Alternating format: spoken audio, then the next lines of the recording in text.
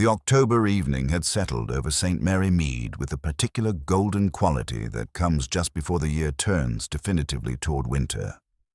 Miss Jane Marple, seated by her cottage window with a cup of tea growing cold at her elbow, watched the steady procession of villagers making their way toward the village hall. The annual Harvest Thanksgiving and Charity Auction was always one of the season's most anticipated events, though Miss Marple had learned over the years that anticipation in a small village often carried undercurrents that had very little to do with charitable giving. She adjusted her spectacles and observed Mrs. Dolly Bantry sweeping past in her best coat, the one with the fox collar that she claimed had belonged to her mother but which Miss Marple rather suspected had been acquired more recently from a shop in Much Benham. Behind her walked Dr. Haydock, his medical bag in hand despite the social nature of the evening, and young Griselda Clement, the vicar's wife, clutching a covered basket that undoubtedly contained her famous but unfortunately heavy seed cake. The village hall itself glowed warmly in the gathering dusk, its windows bright with the soft illumination of dozens of candles, a romantic touch insisted upon by Mrs. Anthea Bradshaw Scott, the recently widowed mistress of Gossington Hall, who had taken over the organization of village events with the determined efficiency of someone seeking distraction from grief. The candlelight was meant to evoke a bygone era of gracious living, though Miss Marple suspected it also served the practical purpose of disguising the hall's increasingly shabby interior. As she made her way up the familiar path, Miss Marple noted the careful social choreography already in motion. Colonel Melchett stood near the entrance, resplendent in his evening wear, greeting arrivals with the hearty bonhomie of a man who had never quite adjusted to civilian life. His wife, a thin, nervous woman who seemed perpetually startled by her husband's volume, hovered at his elbow with the expression of someone bracing for embarrassment. The hall had been transformed for the evening's festivities. Folding chairs arranged in precise rows faced a small platform where Mr. Raymond West, Miss Marple's nephew visiting from London, would serve as auctioneer. His literary background, Mrs. Bradshaw Scott had declared, would bring a certain sophistication to the proceedings, though Miss Marple privately wondered whether Raymond's tendency toward dramatic flourishes might prove more entertaining than effective. Tables lined the walls, displaying the donated items with varying degrees of artistry. There were the usual offerings, hand-knitted scarves that spoke more of good intentions than skill, preserves in jars whose labels had been written with the careful penmanship of those who took pride in such things, and watercolor paintings of local scenes rendered with the determined cheerfulness of amateur artists. Miss Marple's sharp eyes noted that Mrs. Price Ridley's contribution, a rather ambitious tapestry cushion depicting the village church, had been positioned where the candlelight would be most forgiving to its proportions. She selected a seat in the third row, a position that allowed her to observe both the proceedings and the assembled company without appearing to do either. It was a skill she had refined over many years, the art of being present but unremarkable, of listening without seeming to hear, of noticing without being noticed in return. Mrs. Anthea Bradshaw Scott moved through the crowd with the practiced grace of a woman accustomed to managing social occasions. At 45, she possessed the kind of understated elegance that spoke of good breeding and careful maintenance rather than natural beauty. Her black dress was perfectly appropriate for her recent widowhood, yet cut with a subtle sophistication that suggested she had not entirely abandoned the world of the living. Miss Marple observed the way conversations paused when Mrs. Bradshaw Scott approached, the slight stiffening in postures that indicated a mixture of respect and wariness. There was something in the widow's manner, a controlled intensity beneath the gracious surface, that made people slightly uncomfortable, though few could have articulated exactly why. Young Dr. Clement, not to be confused with the vicar of the same name, had positioned himself near the refreshment table with the strategic thinking of a bachelor who had learned that social events required both sustenance and escape routes. He was a pleasant-looking man in his 30s, recently arrived to take over old Dr. Haydock's practice and still navigating the complex social currents of village life. Miss Marple noted how his gaze frequently drifted toward Miss Patience Fortescue, the head mistress of the village school, who sat with the rigid posture of someone determined to maintain propriety at all costs. Miss Fortescue, a handsome woman of uncertain age whose graying hair was arranged with mathematical precision, had the air of someone who had spent her life managing other people's children and had developed strong opinions about the management of adults as well. She sat with her hands folded in her lap, her expression suggesting that she found the entire proceeding slightly frivolous, but was prepared to endure them in the name of charitable duty. The evening began precisely at 7 o'clock with Raymond West's call for attention. His voice, trained by years of public readings, carried easily through the hall as he welcomed the gathered villagers with a kind of urbane charm that played well in London, drawing rooms but seemed slightly over-polished in the village hall's more humble setting. For the first hour, everything proceeded exactly as such events always did in St. Mary Mead. Bidding was spirited but civilized, with the usual participants competing for the more desirable items. Mrs. Bantry secured a set of hand-painted teacups after a brief but intense contest with Miss Hartnell, the village's self-appointed arbiter of taste. Dr. Clement successfully bid on a picnic hamper, though his frequent glances toward Miss Fortescue suggested his interest lay more in the possibility of sharing its contents than in the basket itself. Miss Marple had just raised her hand to bid on a particularly fine jar of Mrs. McGillicuddy's famous marmalade when the lights flickered once, twice, and then died entirely, plunging the hall into sudden, complete darkness. The transition from warm, candlelit intimacy to absolute blackness was so abrupt that for a moment no one spoke. Then came the inevitable chorus of voices. "What's happened? Where are the matches? Everyone remain calm, please." Mrs. Bradshaw Scott's voice rose above the confusion, steady and reassuring despite the circumstances. "Please, everyone stay in your seats. It's simply the electrical system. It's been rather unreliable since the storms last month. I have additional candles in the kitchen. Vicar, would you mind assisting me?" In the enveloping darkness, Miss Marple became acutely aware of sounds that had been masked by the visual activity of the auction. The rustle of clothing as people shifted nervously in their chairs, the creak of floorboards as someone moved cautiously toward what they hoped was an exit, the sharp intake of breath from someone who might have been startled or might have been frightened. She heard footsteps moving toward the kitchen and then a soft sound, not quite a thud, more like something heavy settling unexpectedly. That seemed to come from the direction of the platform. After what felt like an eternity but was probably no more than 3 or 4 minutes, a warm glow began to spread through the hall as Mrs. Bradshaw Scott and the vicar returned with an assortment of candles and oil lamps. The flickering light created dancing shadows that transformed the familiar space into something mysterious and slightly theatrical, giving everyone's faces an otherworldly quality that would have been romantic under different circumstances. "There we are," Mrs. Bradshaw Scott announced with determined cheerfulness. "Rather atmospheric, actually. Perhaps we should always hold our auctions by candlelight." It was then that Miss Hartnell, whose voice could carry across 3 counties when she was excited, let out a sharp cry. "Raymond, Mr. West, where has he gone?" All eyes turned toward the auctioneer's platform, which stood empty in the wavering candlelight. The gavel lay on its side beside the podium, and several auction sheets had scattered to the floor. But of Raymond West there was no sign whatsoever. "Perhaps he stepped outside during the confusion," suggested Dr. Clement, though his medical training had already taught him to suspect the worst in unexpected circumstances. Mrs. Bradshaw Scott moved toward the platform, her face creased with genuine concern. Raymond, are you there?"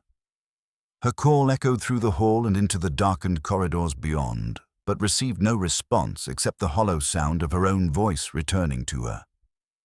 It was Colonel Melchett who made the discovery that would transform a simple power failure into something far more sinister. Having decided to check the small garden behind the hall, thinking that perhaps the young man had stepped out for air and become disoriented in the darkness, he had barely opened the rear door when his military experience served him well. Even in the dim light spilling from the hall's windows, he recognized the still form lying beside the old stone well that served as the garden's centerpiece.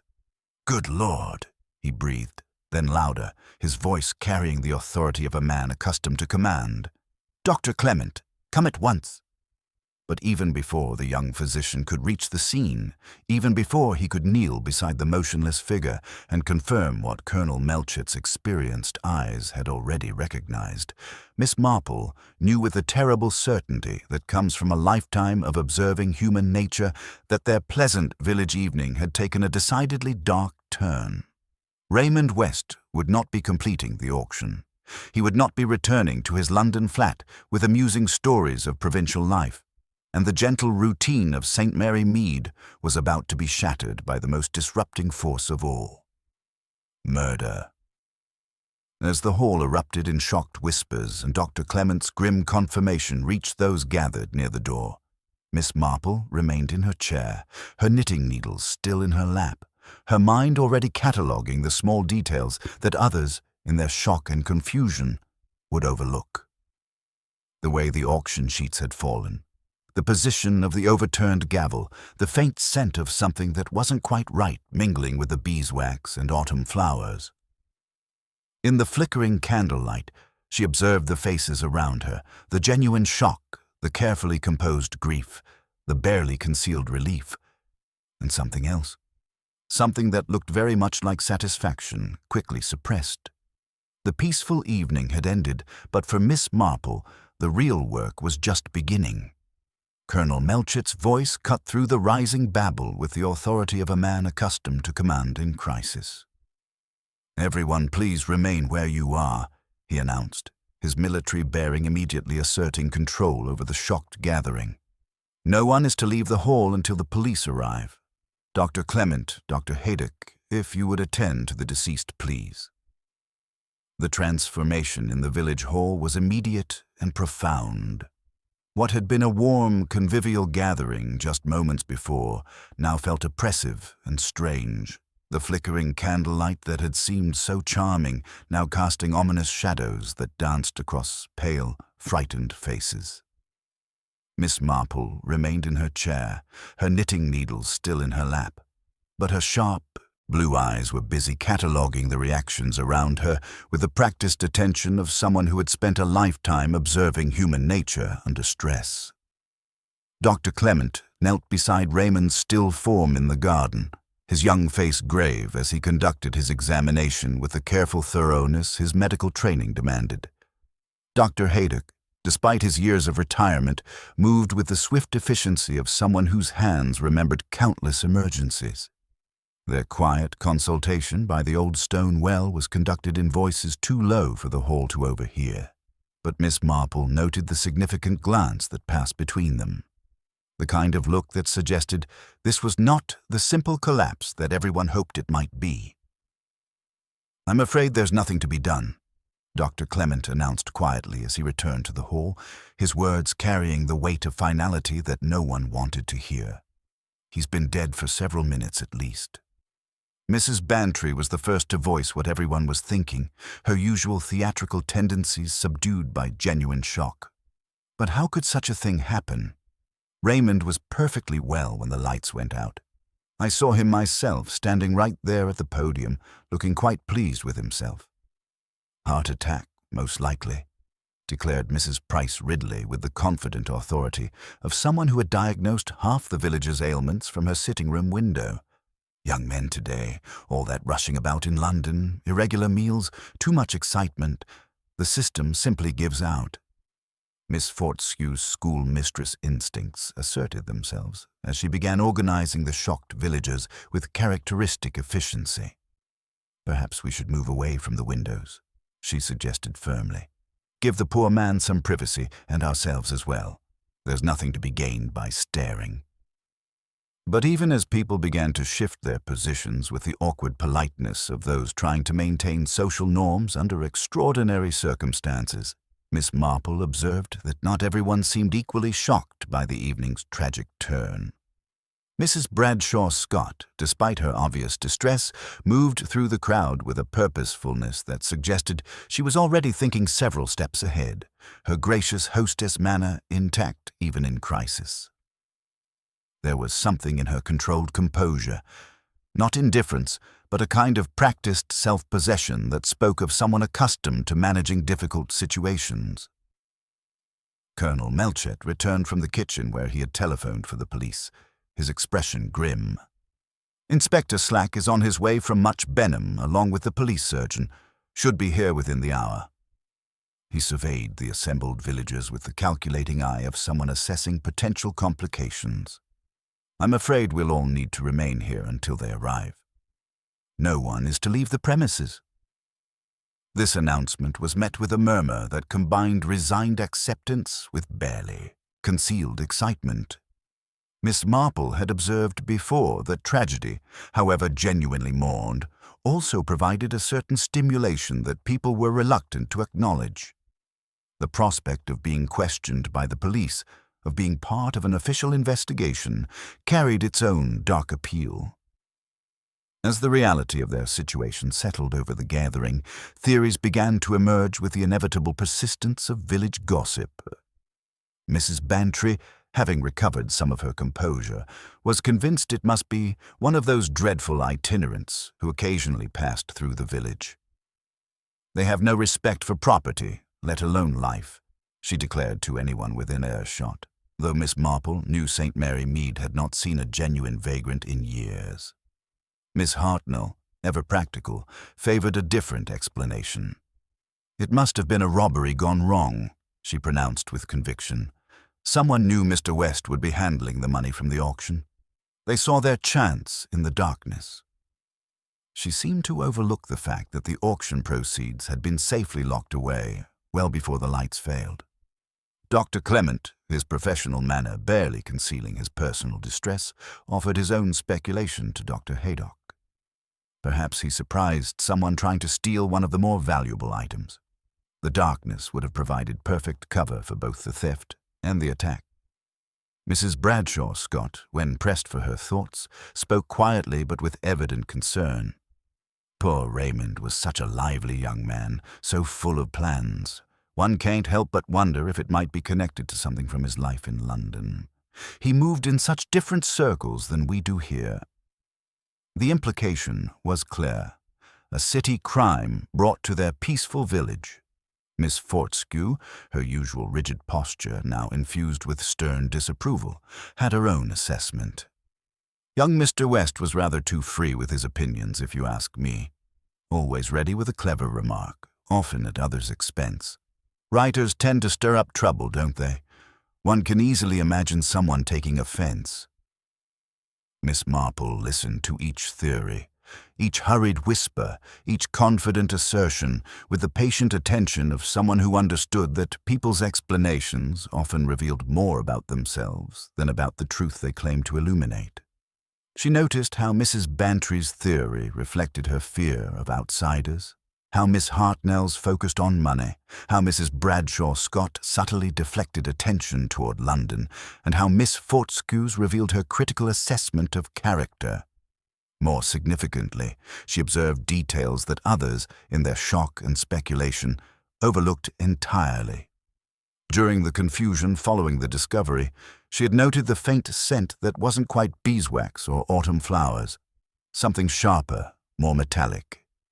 She had seen Miss Fortescue stand during the worst of the commotion, then remember herself and sit again with an abrupt jerk. She had watched Mrs. Bradshaw Scott's eyes dart toward the platform and then the kitchen door, as if calculating distances and timing with the instinctive assessment of a hostess managing a crisis. Most tellingly, she had glimpsed something on one face that had appeared for just an instant before being quickly suppressed. Not shock, not grief, but something that looked remarkably like satisfaction. It had been there and gone so swiftly that anyone less observant might have missed it entirely, but Miss Marple had spent too many years watching human nature to mistake such a reaction. When Inspector Slack finally arrived, his police car's headlights cutting through the darkness as it pulled up to the hall, he brought with him the brusque efficiency that had made him both effective and unpopular in equal measure. He strode into the hall with Constable Tidd trailing behind, already fumbling with his notebook, and immediately began asserting official control over the scene. "Right then," Inspector Slack announced, his voice cutting through the lingering murmurs. "I'll need to speak with each of you individually. Who discovered the body? Who was the last to see Mr. West alive? And don't tell me you were all too busy admiring the darkness to notice anything useful." As the inspector began his preliminary questioning, starting with Colonel Melchett's authoritative account of events, Miss Marple settled back in her chair with the patient demeanor of someone prepared for a long evening. She folded her hands over her knitting and allowed her mild blue gaze to rest on nothing in particular, while, behind that deceptively gentle exterior, her mind began the careful work of sorting truth from speculation, observation from assumption. The villagers of St. Mary Mead were about to discover that their peaceful evening had ended in something far more complex than a simple tragedy, and Miss Marple was quietly preparing to help them understand exactly what that something might be. Inspector Slack's approach to interrogation was as methodical as it was brusque, and Miss Marple found herself observing not merely his questions, but the revealing ways in which each villager responded to official scrutiny. There was something particularly illuminating about how people behaved when they knew their words were being recorded in Constable Tidd's laborious handwriting, each sentence carrying the weight of potential evidence. Colonel Melchett delivered his account with military precision, each detail presented in chronological order with the confidence of a man accustomed to briefing superior officers. He had been stationed near the entrance when the lights failed, had maintained his position to preserve order, and had discovered the body when he stepped outside to investigate after Mr. West failed to respond to calls. His narrative was comprehensive and utterly without speculation, exactly what one would expect from a career officer, though Miss Marple noted that such methodical recounting sometimes concealed as much as it revealed. The police surgeon's preliminary examination proved far more disturbing than Dr. Clement's earlier brief announcement had suggested. Dr. Evans, a competent man with the weary efficiency of someone accustomed to unpleasant discoveries, delivered his findings in measured tones that nonetheless sent a chill through the assembled villagers. Raymond West had not died of natural causes. The evidence pointed clearly to blunt force trauma to the head, a single, forceful blow that would have been instantaneous. The time of death coincided precisely with the power failure, somewhere between 8:15 and 8:20. This revelation transformed the atmosphere in the village hall completely. The possibility of accidental death had been tragic but comprehensible. The certainty of deliberate violence turned their familiar gathering place into something alien and threatening. Miss Marple observed how this knowledge affected different people with the practiced eye of someone who understood that initial reactions often revealed more than carefully considered responses. Mrs. Bantry's theatrical gasps were genuine enough, but Miss Hartnell's stern disapproval seemed to contain an element of excitement at being part of something so dramatically unprecedented. More significant to Miss Marple's discerning observation were the reactions of those who seemed less surprised by this development. Mrs. Bradshaw Scott received the news with a tightening around her eyes that suggested concern, but not shock, as if she had already considered this possibility during the long minutes of waiting. Miss Fortescue's response was more complex. A quick intake of breath followed by a deliberate settling of her shoulders, the reaction of someone steeling themselves for complications they had hoped to avoid.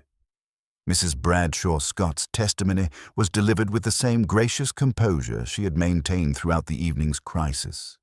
She explained her role in organizing the event, her decision to retrieve additional candles from the kitchen when the power failed, and her growing concern when Mr. West could not be located.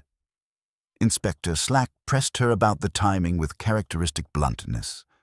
How long had she been in the kitchen? Who had accompanied her? What exactly had she heard or seen during those crucial minutes in the darkness? "The vicar was with me for most of the time," she replied with calm certainty, her hands remaining folded throughout her testimony in a display of composure that Miss Marple found almost too perfect. "We gathered the candles and oil lamps from the storage cupboard, which took perhaps 3 or 4 minutes. When we returned to the hall, that's when we realized Mr. West was missing." Her account was clear and comprehensive, yet Miss Marple detected something in the widow's manner, not deception precisely, but a kind of careful preparation that suggested she had anticipated these questions. Dr. Haydock's testimony proved particularly valuable as one of the few people who had moved purposefully during the blackout. Thinking his medical skills might be needed if someone had been injured in the darkness, he had immediately begun feeling his way toward the platform. His account of sounds and movements was the most detailed anyone could provide.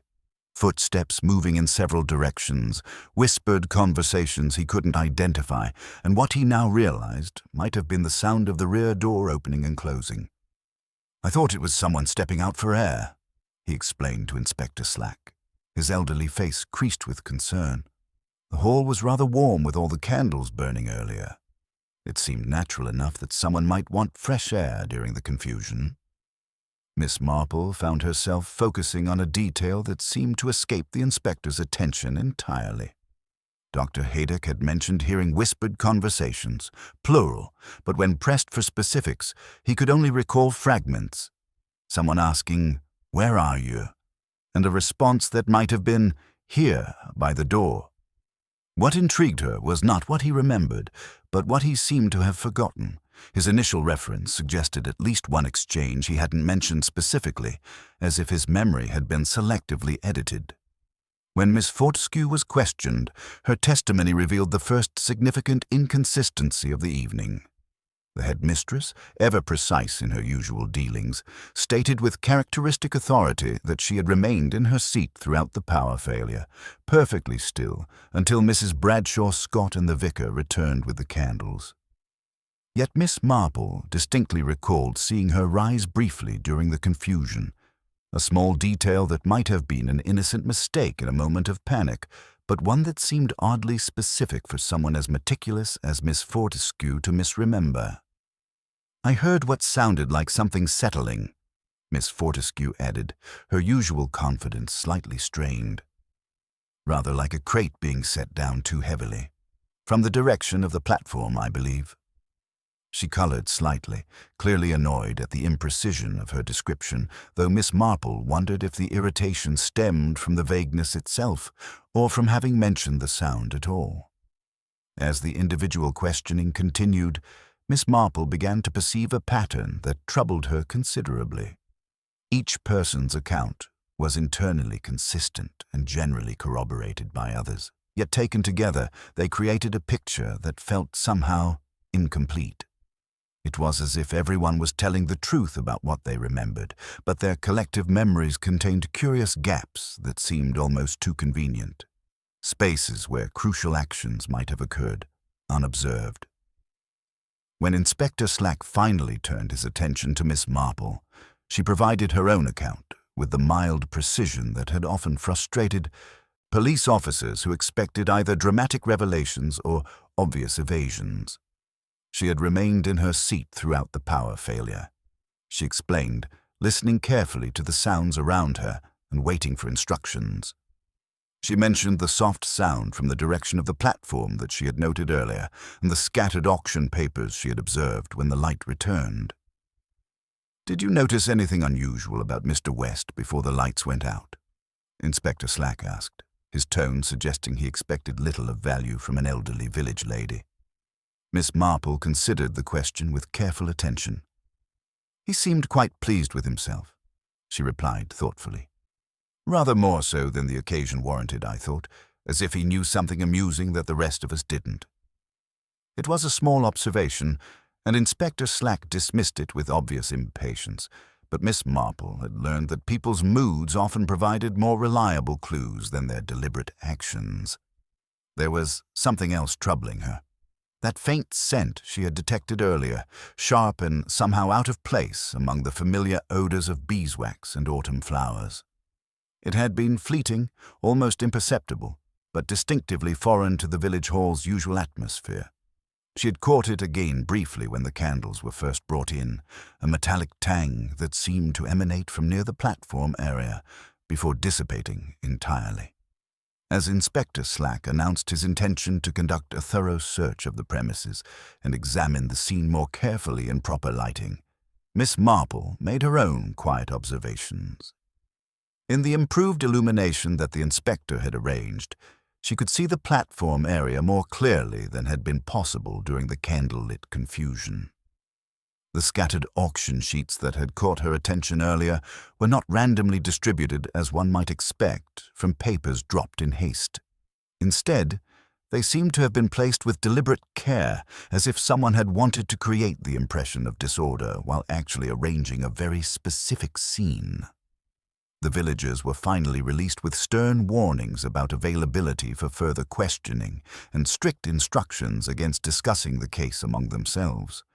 Instructions that Miss Marple knew would be honored more in the breach than the observance. As people filed out into the crisp night air, she noted the different ways they departed, some lingering in small groups already beginning the inevitable process of speculation, others hurrying away as if eager to escape the scene of such unpleasantness. But Miss Marple walked home slowly, her mind busy with the small inconsistencies and careful omissions she had observed. Miss Fortescue's selective memory, Mrs. Bradshaw Scott's almost too perfect composure, Dr. Haydock's fragmentary recollections of whispered conversations, and that peculiar metallic scent that had no business being in there. Familiar village hall. Each detail was small, perhaps meaningless in isolation, but Miss Marple had learned over many years that the truth often revealed itself through just such accumulations of seemingly insignificant observations. Raymond West's murder was not a random act of violence, she felt certain. It was rooted in the complex web of relationships and secrets that existed beneath the polite surface of village life. And like any skilled needlewoman, Miss Marple knew that to repair a torn fabric, one must first find the loose thread that had caused the unraveling to begin. The morning following the tragedy dawned with the peculiar quality of light that seems to accompany significant events in small villages. Not brighter or dimmer than usual, but somehow more conscious of itself, as if the very air were aware that ordinary life had been disrupted. Miss Marple rose early and positioned herself by her sitting-room window with a cup of tea, observing the subtle changes in routine that tragedy inevitably brought to St. Mary Mead. From her vantage point, she could see the steady stream of purposeful activity that had replaced the village's usual leisurely morning pace. Dr. Clement's motor car had already made 2 trips past her cottage, and Mrs. Bantry had emerged from her house 3 separate times, each expedition ostensibly to tend her garden, but actually providing opportunities to survey the street for signs of interesting developments. More telling was Miss Fortescue's precisely timed walk to the village school. 8:15 as always, but with a stiffness in her bearing that suggested considerable effort was being expended to appear unchanged by the previous evening's events. By 9:30, Miss Marple had decided that a visit to the village shops was in order. In times of crisis, she had observed, people felt compelled to talk, and their choice of confidants often revealed as much as their actual words. Her first stop was the post office, where Mrs. Emmett presided over both the mail and the village's most reliable source of current information, with the discretion of someone who understood the difference between official confidentiality and useful observation. "Terrible business about Mr. West," Mrs. Emmett observed as she handed Miss Marple her stamps, lowering her voice to the confidential tone reserved for particularly significant gossip. "Though I must say, he was asking the most peculiar questions yesterday morning when he came in to post his letters. Wanted to know about the history of various properties in the village, who had lived where and when. Particularly interested in Gossington Hall, if you can imagine." Miss Marple absorbed this information with careful attention. "How very odd," she murmured encouragingly, recognizing that Raymond's curiosity about local history might have extended beyond innocent research. and he spent considerable time examining the parish records that Mr. Clement keeps here for safekeeping. Mrs. Emmet continued, clearly pleased to have such an attentive audience. Said he was researching background for a story, but he seemed far more interested in dates and legal documents than in colorful details. The revelation was genuinely significant. Parish records contained births, deaths, marriages, and property transfers, exactly the kind of documentation that might reveal discrepancies or irregularities in official accounts. If Raymond had discovered something compromising, it would provide a compelling motive for someone to want him silenced. Her contemplation was interrupted by the arrival of Griselda Clement, who appeared at her garden gate with the flushed urgency of someone bearing important news. "Jane," she called, "have you heard? Inspector Slack has made an arrest." Miss Marple invited her friend inside, noting the mixture of relief and distress in Griselda's manner. "Peter Rudd," Griselda explained as they settled in the sitting room. "You know the one? Lanky boy, with hair falling over his eyes, forever riding that bicycle too fast down the high street. He does odd jobs for the village hall, knows the building inside and out." The choice of suspect was both surprising and troubling. Peter Rudd was known throughout the village as a harmless, if somewhat unreliable young man who supplemented his meager income with casual labor. The idea of him committing murder seemed almost absurd, yet Miss Marple had learned that appearances could be deceiving. "Inspector Slack says the fuse box was tampered with deliberately," Griselda continued, "and Peter's been seen fiddling with it in the past when the lights sputter. They found his torch near the old well, and his mother discovered money in his pocket this morning that he can't account for. The inspector believes someone planned the blackout, and Peter, knowing the building and all its corners, could have lured Raymond out under cover of darkness." Miss Marple considered this theory with the patient attention she gave to all explanations. "I wonder, dear," she said thoughtfully, "if opportunists often choose to do something so irrevocable when there are simpler chances to take what they want. And I wonder, too, about that very strong sound Miss Fortescue mentioned. A crate, she thought. That was not a pickpocket sound." The theory was certainly plausible. Peter had opportunity and knowledge of the building's systems, yet something about the scenario troubled Miss Marple considerably. If the murder had been the result of a theft gone wrong, why had the killer taken such care with the arrangement of evidence? The scattered auction papers she had observed seemed too deliberately placed for a panicked young man fleeing a scene of violence. Later that afternoon, when Inspector Slack finally released Raymond's belongings from the vicarage, Miss Marple accompanied Griselda to collect them. Among the modest possessions was a thin leather notebook that caught her attention, the sort her writers carry with intentions of recording immortal observations, but often use for mundane lists. Inspector Slack, having glanced through it perfunctorily, dismissed it as harmless scribblings about village characters. But Miss Marple's sharp eyes, catching sight of the pages as they were gathered, registered several intriguing details. The top sheet bore the heading Candlelight Revelation, Village Types, followed by a list of names, some underlined, others marked with question marks.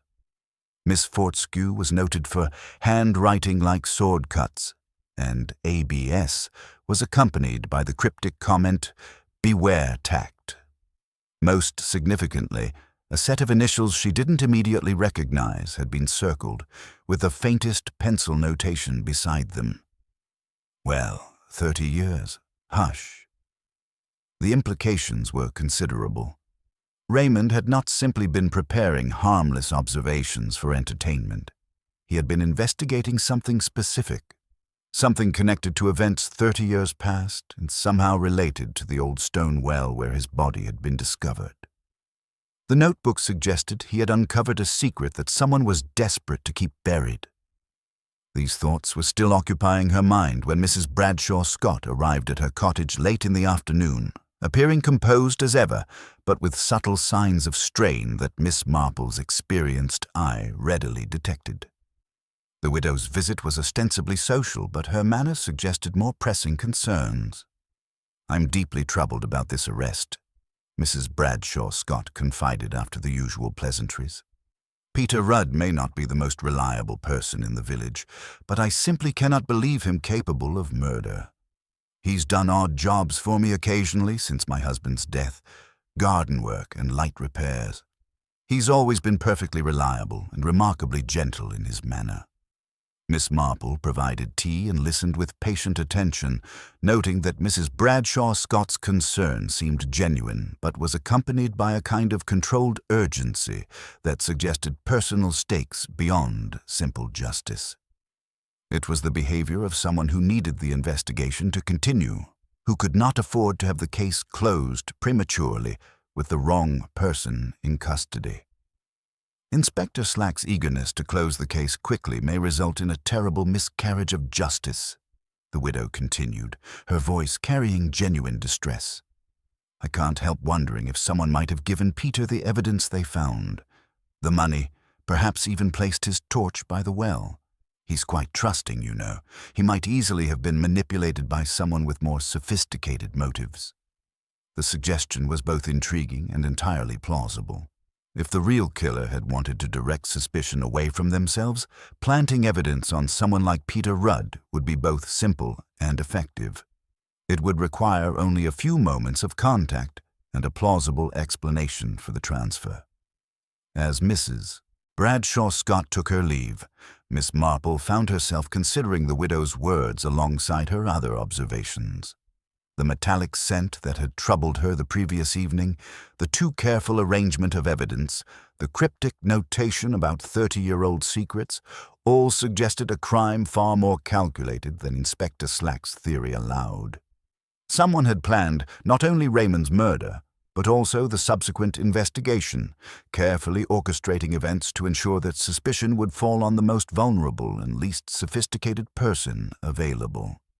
The question that remained was whether Mrs. Bradshaw Scott's motivation in defending Peter stemmed from genuine concern for an innocent man or from fear that a more thorough investigation might eventually point in a direction she found considerably more threatening.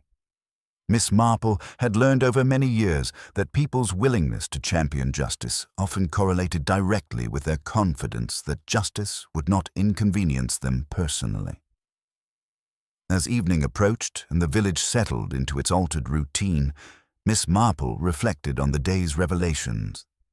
Inspector Slack had his obvious suspect, the village had its explanation, and everyone could return to the comforting illusion that tragedy had been contained and understood. But Miss Marple knew that the truth was rarely so accommodating, and that in St. Mary Mead, as in all small places where people lived closely together, the most dangerous secrets were often hidden in plain sight, protected by the very familiarity that made them invisible.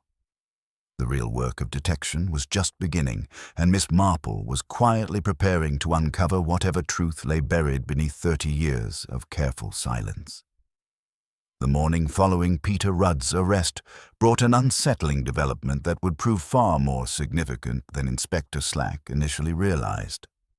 Miss Marple was arranging her morning tea when she observed Dr. Clement's motor car pulling up to the modest Rudd cottage with unusual urgency, the young physician's expression grave as he hurried to the door with his medical bag in hand. Within the hour, the news had spread through St. Mary Mead with the inevitable efficiency of village communication. Peter Rudd had suffered what appeared to be a complete nervous collapse during the night, becoming so agitated and incoherent that his mother had been forced to summon medical assistance. Dr. Clement's preliminary assessment suggested severe psychological distress, possibly brought on by the shock of his arrest and accusations he seemed genuinely unable to comprehend. Miss Marple found this development deeply troubling, though not for the reasons that concerned most of the village. While others saw it as confirmation of Peter's guilt, the inevitable breakdown of a young man overwhelmed by the consequences of his crime, she recognized something far more disturbing. In her extensive experience with human nature under stress, genuine murderers rarely collapsed so completely when confronted with their actions. They might panic, they might attempt to flee, they might even confess in desperation, but they seldom exhibited the kind of bewildered terror that Dr. Clement described with such professional concern. More significantly, Peter's condition made it impossible for Inspector Slack to conduct any meaningful interrogation, a development that clearly frustrated the inspector's plans for a swift resolution.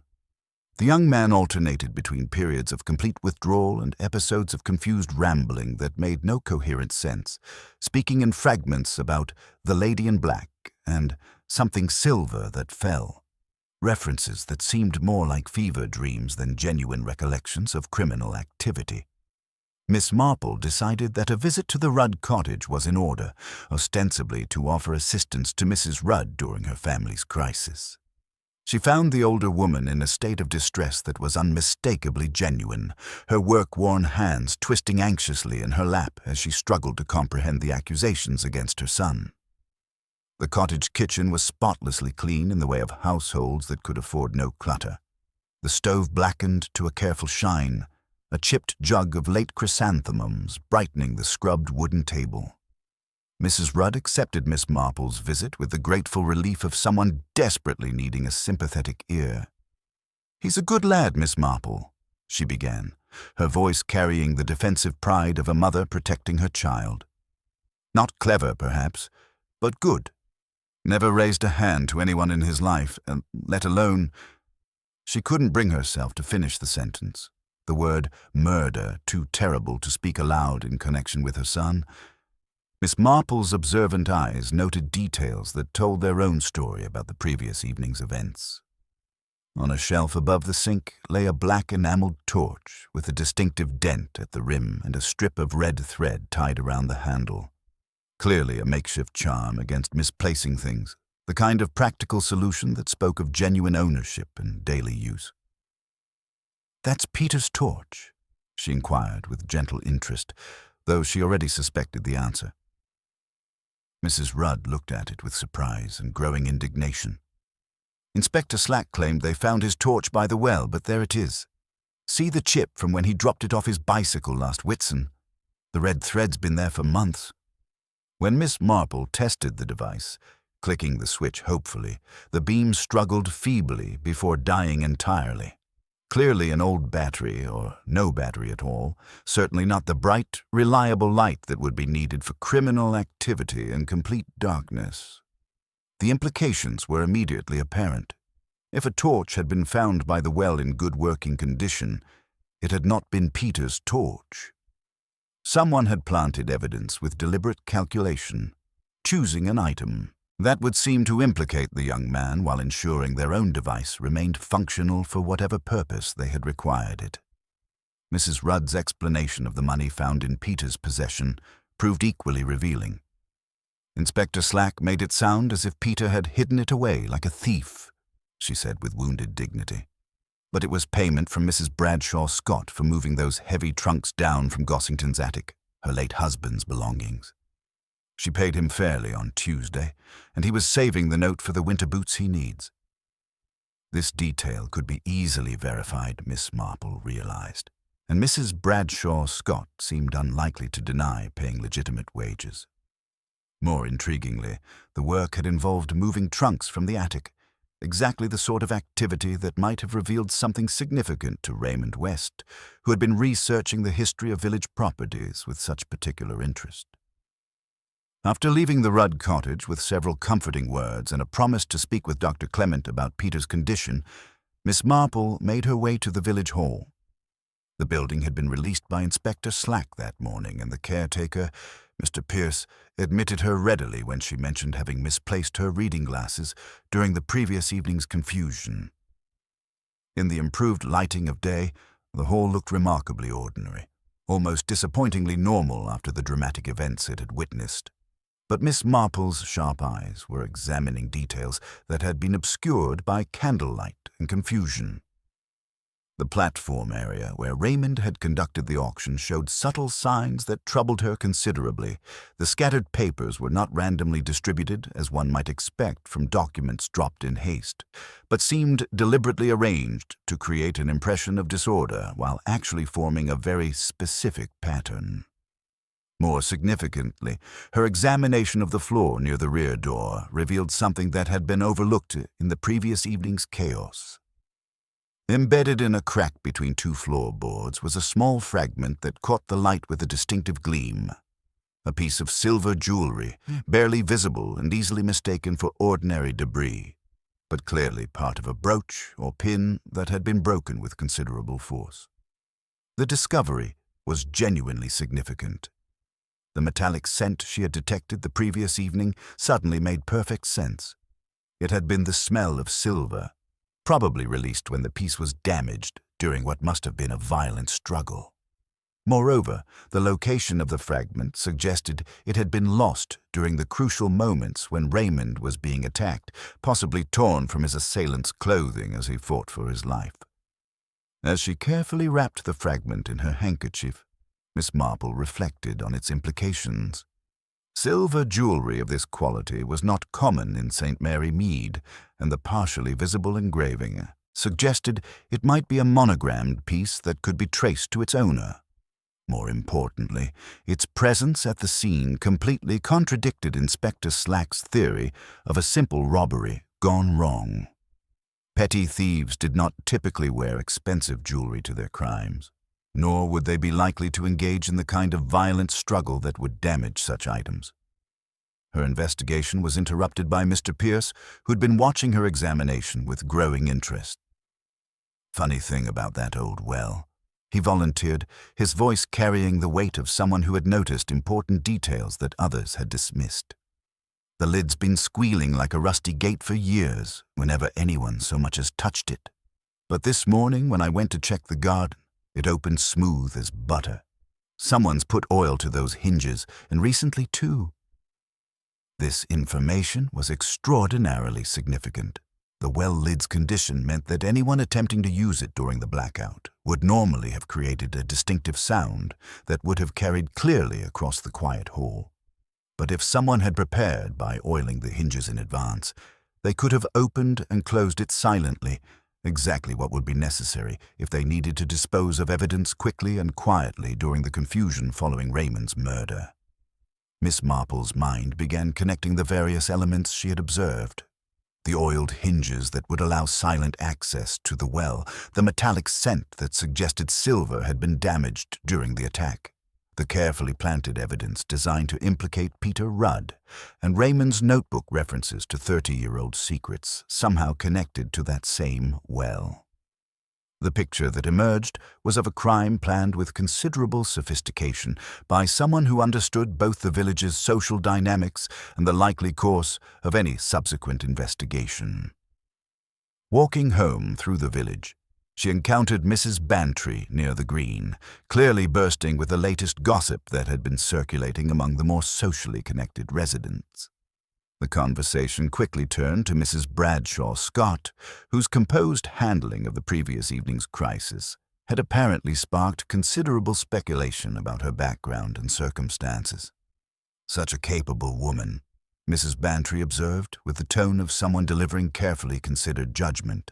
"Though one does wonder about her late husband. Considerably older, you know, and his death was rather sudden, though officially attributed to natural causes. They'd only been in the village 5 years, and there are those who remember how quickly she adapted to widowhood, almost as if she'd been preparing for it."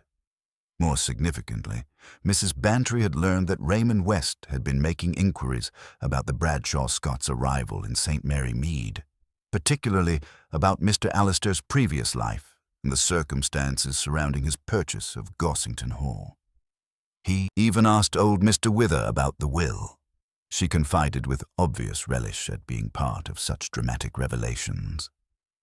This information resonated powerfully with Miss Marple's growing understanding of Raymond's activities in the days before his death. His interest in property records, his questions about who had lived where and when, his examination of parish documents, all seemed to center around Gossington Hall and its current mistress. If Raymond had been investigating the circumstances of Mr. Bradshaw Scott's death or the legitimacy of his widow's inheritance, it would provide a compelling motive for someone to silence him permanently. Miss Marple recalled Mrs. Bradshaw Scott's carefully controlled demeanor during the previous evening's crisis, her almost too perfect composure in the face of genuine tragedy, and her immediate, urgent defense of Peter Rudd's innocence. Could her concern for the young man stem from genuine desire for justice?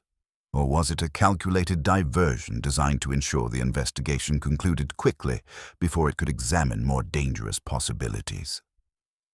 As evening approached and the village settled into its altered routine, Miss Marple found herself certain of several crucial facts. Peter Rudd was innocent. His psychological collapse was the reaction of a genuinely bewildered young man who had been systematically framed by someone far more sophisticated.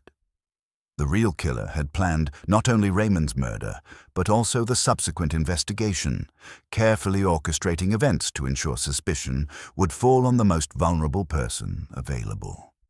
The question that remained was whether Mrs. Bradshaw Scott's obvious intelligence and careful preparation would prove sufficient to conceal whatever 30-year-old secret Raymond West had discovered, or whether the small fragment of silver jewelry now resting in Miss Marple's handkerchief would provide the key to unraveling a deception that had been decades in the making. The obvious suspect had served his purpose, but Miss Marple was quietly preparing to pursue the far more dangerous truth that lay hidden beneath the surface of their seemingly peaceful village life. That evening, Miss Marple sat in her comfortable sitting room with a silver fragment carefully positioned under her strongest lamp, examining it with the methodical attention she had once devoted to particularly challenging pieces of needlework. The delicate metalwork spoke of quality and age, its surface bearing the subtle patina that comes only from years of careful handling. Most significantly, the partial engraving visible on its curved surface suggested not random decoration, but deliberate personalization, the kind of monogrammed jewelry that wealthy families commission to mark important occasions or relationships. Her contemplation was interrupted by Inspector Slack's arrival, his manner suggesting he had spent the day pursuing leads with characteristic determination. The fragment, he explained, had already been examined by the police surgeon, who confirmed it was recently broken silver of excellent quality, probably torn from a larger piece during a violent struggle. More intriguingly, Slack had discovered additional evidence at the scene that painted an increasingly complex picture of the evening's events. Mr. Pierce's observation about the oiled well hinges had proved accurate and significant. When examined in proper daylight, the hinges showed clear signs of recent maintenance.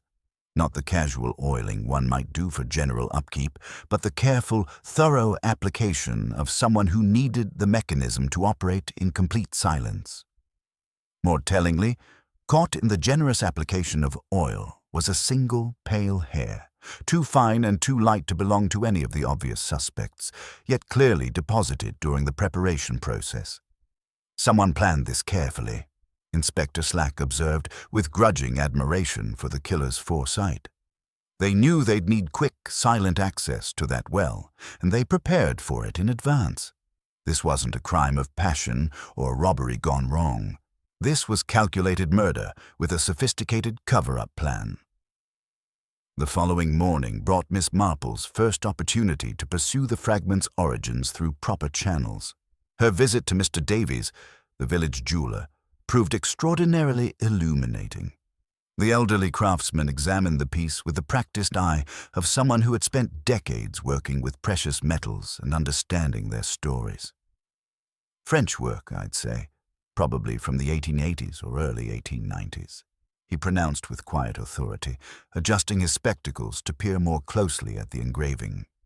See here, the monogram is A.B., with a small rose beneath, all enclosed in a decorative border.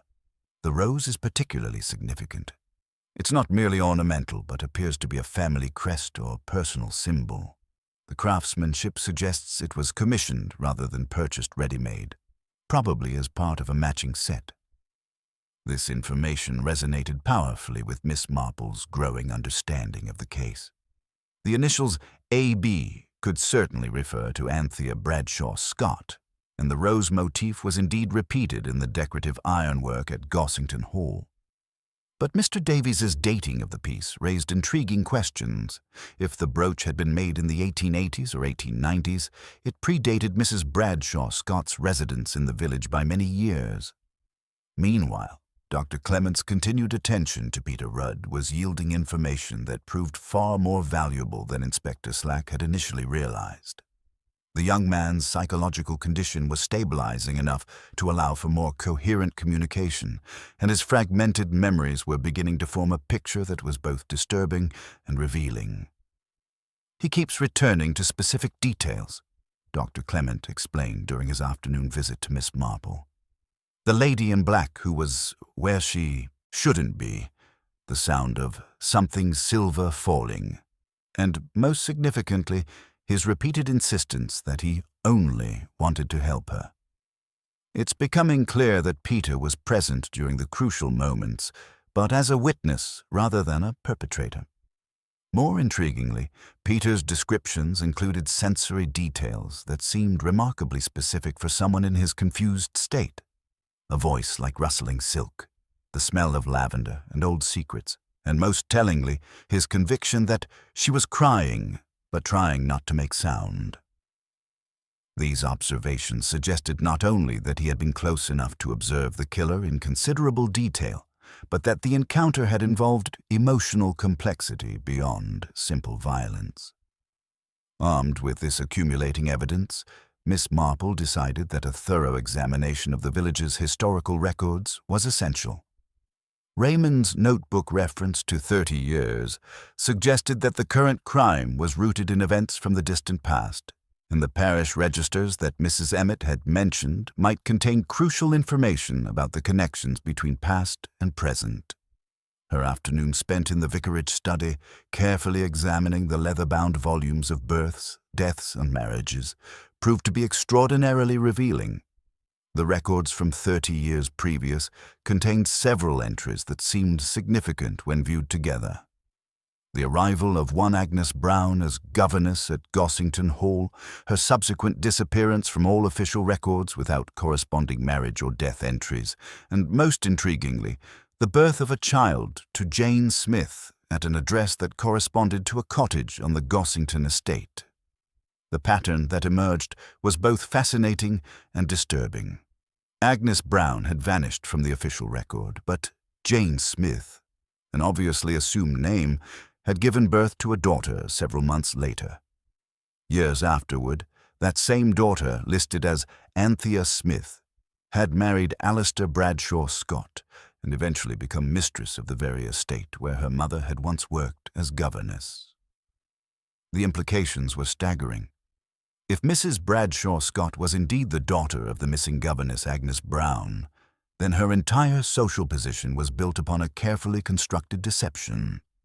More ominously, if Agnes Brown had not simply run away, as the official story claimed, but had met with foul play, then the current mistress of Gossington Hall might have inherited more than property. She might have inherited a terrible secret that someone had killed to protect. This historical revelation was interrupted by news that transformed the investigation entirely. The vicar arrived at Miss Marple's cottage in a state of considerable agitation, his usually composed manner shattered by a discovery that connected the past directly to the present crisis. "There's been a burglary at the vicarage," he announced, his voice carrying the bewildered distress of someone whose sanctuary had been violated. "But the strangest thing, Miss Marple, they took nothing of monetary value. The petty cash was left untouched. Even my wife's jewelry was ignored. Instead, someone forced the small safe in my study and removed specific pages from the parish registers." The targeted nature of the theft was immediately significant. "Which records were taken?" Miss Marple inquired, though she suspected she already knew the answer. "Baptismal records from 1895 through 1897 and a marriage entry from 1896, the vicar replied, his confusion evident. "It makes no sense as ordinary theft, but it's terribly specific, as if someone knew exactly what they were looking for." Miss Marple felt the pieces of the puzzle clicking into place with terrible clarity. Someone had realized that Raymond West's investigation might lead others to examine the same historical records that had revealed the truth about Anthea Bradshaw Scott's origins. The burglary was not random vandalism, but a desperate attempt to destroy evidence that could expose a deception maintained for 3 decades. The evening's revelations painted a picture of extraordinary calculation and long-term planning. Mrs. Bradshaw Scott was not simply a woman who had committed murder to protect a secret. She was someone who had built her entire life around concealing the truth about her parentage and her mother's fate. Raymond West, with his casual curiosity about village history and property records, had stumbled upon information that threatened to unravel carefully maintained lies spanning generations. As Miss Marple prepared for bed that night, she reflected on the complex web of deception that was finally becoming visible. The silver fragment with its monogrammed AB connected past and present, the oiled well hinges, suggested that Agnes Brown's final resting place might be closer than anyone had imagined, and Peter Rudd's fragmented memories indicated that he had witnessed not just a murder, but the desperate actions of someone protecting a secret that had already claimed at least 2 lives. The obvious suspect had served his purpose in deflecting attention from the real killer, but Miss Marple was now certain that the truth lay buried beneath 30 years of careful lies, and that uncovering it would require all her skill at understanding the darker aspects of human nature that could drive someone to kill not once, but possibly twice, to protect a deception that had become the foundation of their entire existence. The hidden clue was no longer hidden. It was a silver thread that, when followed carefully, would lead directly to a killer who had spent decades perfecting the art of appearing to be someone she was not. The morning following the vicarage burglary brought an unsettling quiet to St. Mary Mead, the kind that follows revelation and precedes reckoning. Miss Marple, positioned by her sitting-room window with her customary cup of tea, observed the subtle changes in the village's rhythm that indicated everyone was beginning to understand that Peter Rudd's arrest had been premature at best and deliberately misleading at worst. Inspector Slack's arrival at her garden gate shortly after 9 o'clock confirmed what the atmosphere had already suggested. His expression carried the particular frustration of a man whose neat solution had unraveled overnight, leaving him with evidence that pointed in directions he had not anticipated and did not welcome.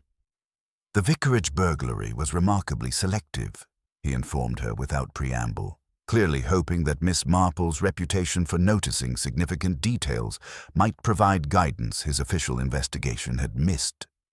Whoever broke that safe knew exactly what they wanted: baptismal records from 1895 through 1897 and a marriage entry from 1896. Nothing else was touched. Miss Marple received this information with her characteristic mild attention, though her mind immediately began connecting it to Raymond West's notebook reference to 30 years and his particular interest in Gossington Hall's history. "How very specific," she murmured encouragingly. "One wonders what those particular years might have contained that was worth such risk." "That's what troubles me," Inspector Slack continued, his professional instincts finally overriding his preference for simple solutions. "The thief was careful, but not perfect, left fragments of the torn pages that we've been able to piece together. They tell quite a story about the Brown family, particularly one Agnes Brown who worked at Gossington Hall as a governess." The revelation hung between them with significant weight. Miss Marple folded her hands in her lap and waited for him to continue, recognizing that Inspector Slack was working toward conclusions that would require considerable courage to pursue. According to the fragments, Agnes Brown disappeared from the parish records around 1896. But there's a birth entry for a child to someone calling herself Jane Smith, obviously false, at an address that corresponds to a cottage on the Gossington estate. Years later, that child, listed as Anthea Smith, married Alistair Bradshaw Scott. Miss Marple absorbed this confirmation of her growing suspicions with careful attention. The pattern was becoming undeniably clear. Agnes Brown had not simply vanished, but had given birth to a daughter who had eventually returned to claim the very estate where her mother had once worked. The question that remained was whether Agnes Brown's disappearance had been voluntary or something far more sinister. After Inspector Slack departed with promises to pursue this new line of investigation, Miss Marple decided that a visit to Mrs. Porter, the village dressmaker, was in order. Such craftswomen, she had observed, often possessed the most detailed knowledge of their clients' circumstances, gleaned through the intimate process of fitting and mending garments that revealed both physical and emotional states. Mrs. Porter received her with the eager discretion of someone who enjoyed being consulted about important matters. Miss Marple brought a cardigan requiring button replacement and inquired with apparent casualness about the challenges of maintaining mourning attire during times of particular stress. "Oh, the difficulties one encounters," Mrs. Porter confided, threading her needle with practiced efficiency. "Especially when grief makes one careless. Why, just this morning I had a rush repair, a seam torn under the shoulder, pulled right apart when a brooch was wrenched sideways. Beautiful black silk it was, London quality, but silk tears so easily when caught on something sharp." Miss Marple's attention sharpened considerably. "How unfortunate. Was the brooch damaged as well?" "Broken clean off from what I could tell," Mrs. Porter replied, clearly pleased to have such an attentive audience for her professional observations. "Left oil stains on the hem, too. Lamp oil, I'd say, with that particular clear scent when it's warmed. Take special care to remove that properly." This information provided crucial confirmation of Miss Marple's theory about the events during the blackout. Someone wearing a silk dress and a brooch had been near the oil lamps, had struggled violently enough to tear fabric and break jewelry, and had then required immediate discreet repairs to conceal the evidence of their involvement. Her next stop was the village school, where Miss Fortescue received her with a mixture of pleasure and apprehension that suggested the head mistress had been expecting this conversation.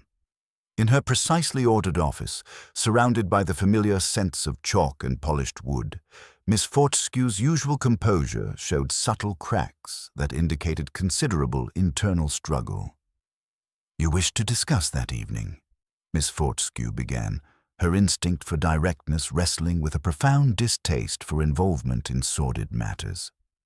"I fear I may have been less than completely forthcoming with Inspector Slack, though not from any desire to mislead."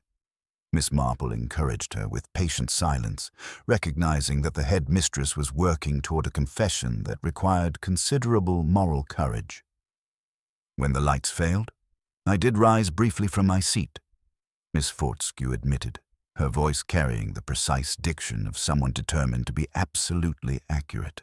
"I heard Mr. West's name spoken in a low voice near the rear door, and I thought perhaps someone was planning mischief in the darkness. As I stood, someone brushed past me, not roughly, but with considerable urgency. The fabric was silk, and I detected the scent of lavender water, which has become quite uncommon in our modern age." More significantly, Miss Fortescue had heard what she now realized was the sound of metal striking wood, a small, sharp sound followed by something sliding.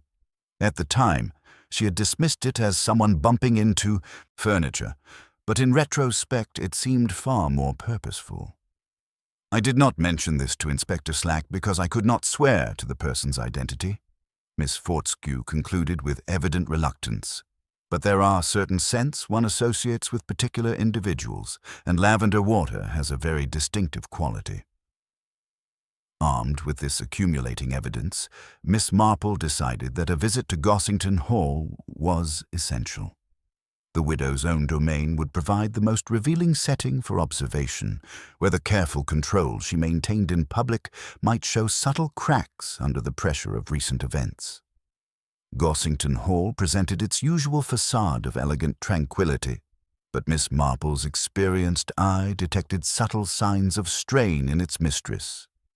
Mrs. Bradshaw Scott greeted her with characteristic grace, yet her movements carried a careful quality that suggested considerable effort was being expended to maintain normal appearances. More tellingly, her usual perfectly composed demeanor showed minute signs of sleepless nights and constant vigilance. "This whole affair has been most distressing," Mrs. Bradshaw Scott began as they settled in the morning room, her voice carrying its customary warmth but with an underlying tension that had not been present before. Poor Raymond was such a vital young man, so full of curiosity about everything and everyone. Miss Marple noted the slight emphasis on curiosity and the way Mrs. Bradshaw Scott's hands remained carefully still as she spoke, the controlled movements of someone who dared not allow any unconscious gestures to betray her thoughts.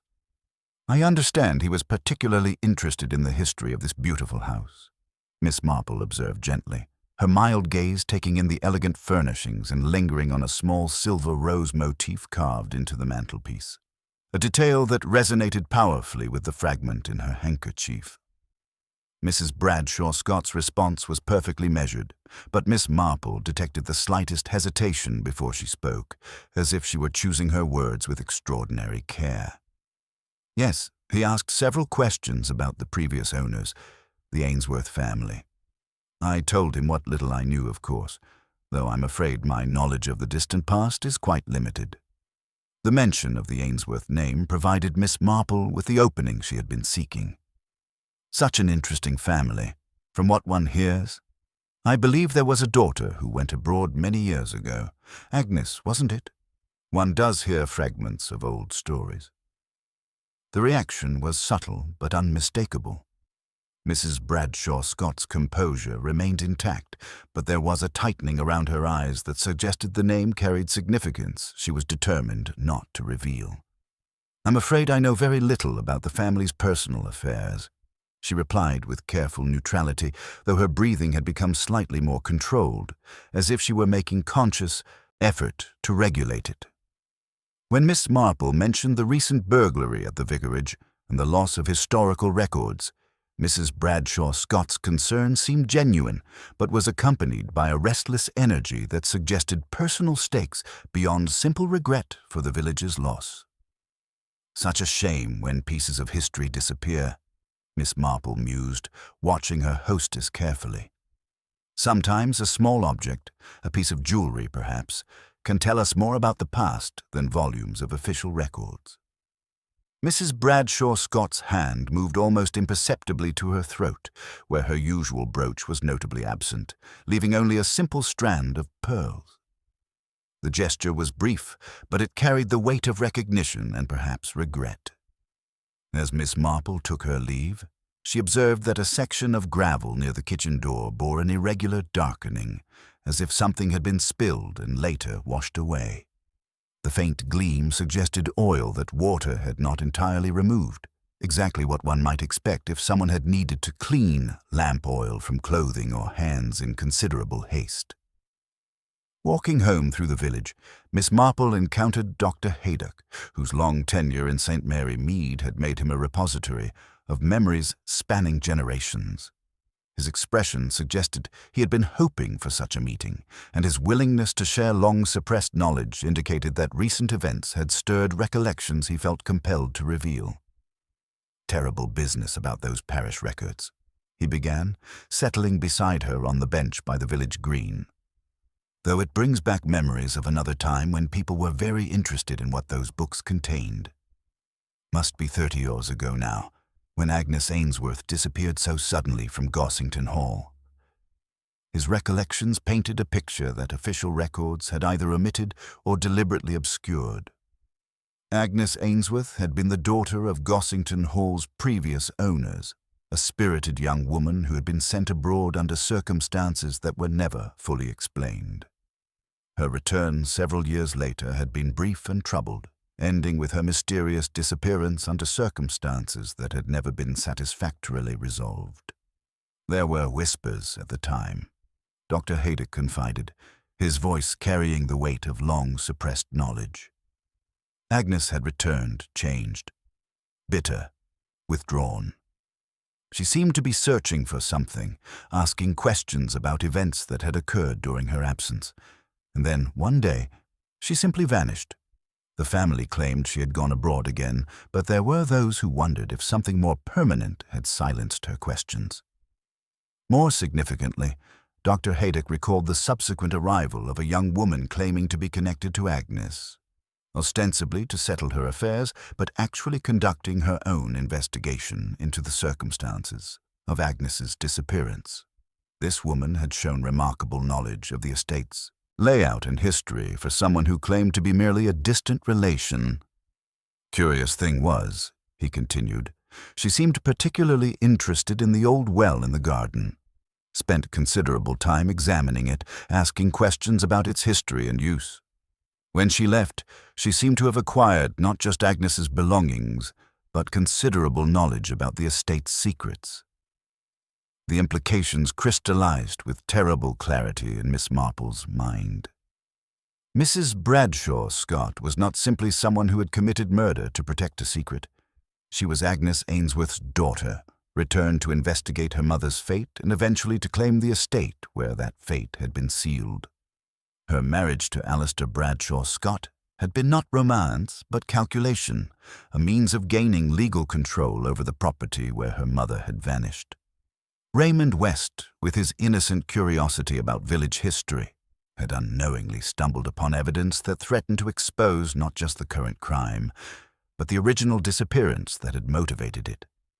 The silver fragment with its A.B. monogram belonged not to Anthea Bradshaw Scott, but to Agnes Ainsworth, her mother, lost during whatever struggle had led to her death 30 years ago, and now rediscovered by a writer whose research had gone too deep. As evening settled over St. Mary Mead, Miss Marple reflected on the complex web of justice and vengeance that had finally become visible. Mrs. Bradshaw Scott had spent decades planning and executing an elaborate scheme to uncover the truth about her mother's fate, only to find herself compelled to kill again to protect the position she had fought so hard to achieve.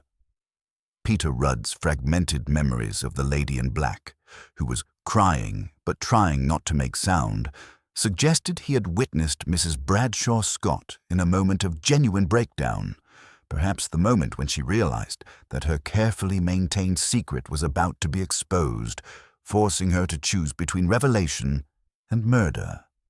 The obvious suspect had served his purpose, but Miss Marple was now certain that the truth lay buried somewhere on the Gossington Hall estate, and that exposing it would require confronting a woman who had killed not once but twice in service of a justice that had become indistinguishable from revenge.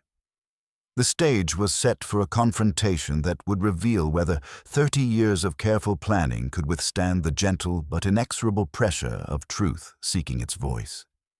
The secrets and confrontations that had shaped this tragedy were finally ready to be exposed, and Miss Marple was quietly preparing to ensure that justice, real justice, not the twisted version that had already claimed 2 lives, would finally prevail in St. Mary Mead. The morning after Inspector Slack's search warrant revelation brought Dr. Clement to Miss Marple's cottage, with news that would prove far more significant than even his medical expertise had initially suggested. Peter Rudd's psychological recovery was proceeding with remarkable clarity, and the fragments of memory that had seemed like fevered imaginings were resolving into testimony of extraordinary precision and importance. His recollections are becoming remarkably detailed, Dr. Clement explained, settling into Miss Marple's sitting room with the weary satisfaction of someone whose patient care was finally yielding crucial results. What we initially dismissed as trauma-induced confusion is proving to be accurate observation under extraordinary circumstances. Peter was indeed present during the critical moments, but as an unwitting witness rather than a perpetrator. Miss Marple poured tea with her customary calm attention while absorbing the implications of this development. Peter's fragmented references to the lady in black and something silver that fell were not the ravings of a disturbed mind, but precise observations of Mrs. Bradshaw Scott's actions during those crucial minutes of darkness. He describes her as moving with purpose rather than panic, Dr. Clement continued, his professional detachment unable to entirely mask his growing understanding of the tragedy's true dimensions. She was carrying a small lamp, oil-burning, not electric, and she went directly to the well as if she knew exactly what she would find there. When she opened it and looked inside, Peter heard her make a sound he describes as crying without tears, the kind of grief that goes too deep for ordinary expression. This revelation painted a picture that was both heartbreaking and horrifying. Mrs. Bradshaw Scott had not simply committed murder during a moment of panic. She had killed Raymond West while in the process of finally confirming the location of her mother's remains, evidence that would prove Agnes Ainsworth had not gone abroad, but had been murdered and concealed on the very estate where she had once lived. Dr. Clement's account continued with details that made the psychological complexity even more apparent. Peter remembered the woman speaking softly to herself, fragments of what sounded like a conversation with someone who was not there. "I found you, Mother. I'm so sorry it took so long." The words suggested that Mrs. Bradshaw Scott's elaborate 30-year deception had been motivated not by simple greed, but by a daughter's desperate need to uncover the truth about her mother's fate. When Peter approached, thinking she needed assistance, her entire demeanor changed, Dr. Clement explained, his voice carrying the weight of someone who understood the tragic implications. She became what he describes as frightened but dangerous. Recognizing that she had been observed during an intensely private moment of discovery and grief. She gave him money, claiming it was payment for work he had never performed, and made him promise never to speak of seeing her there. This testimony explained the evidence that had initially seemed to implicate Peter while actually demonstrating his complete innocence. Mrs. Bradshaw Scott had deliberately created the appearance of his guilt, knowing that the money and planted torch would provide apparent motive and opportunity when combined with his known presence at the village hall.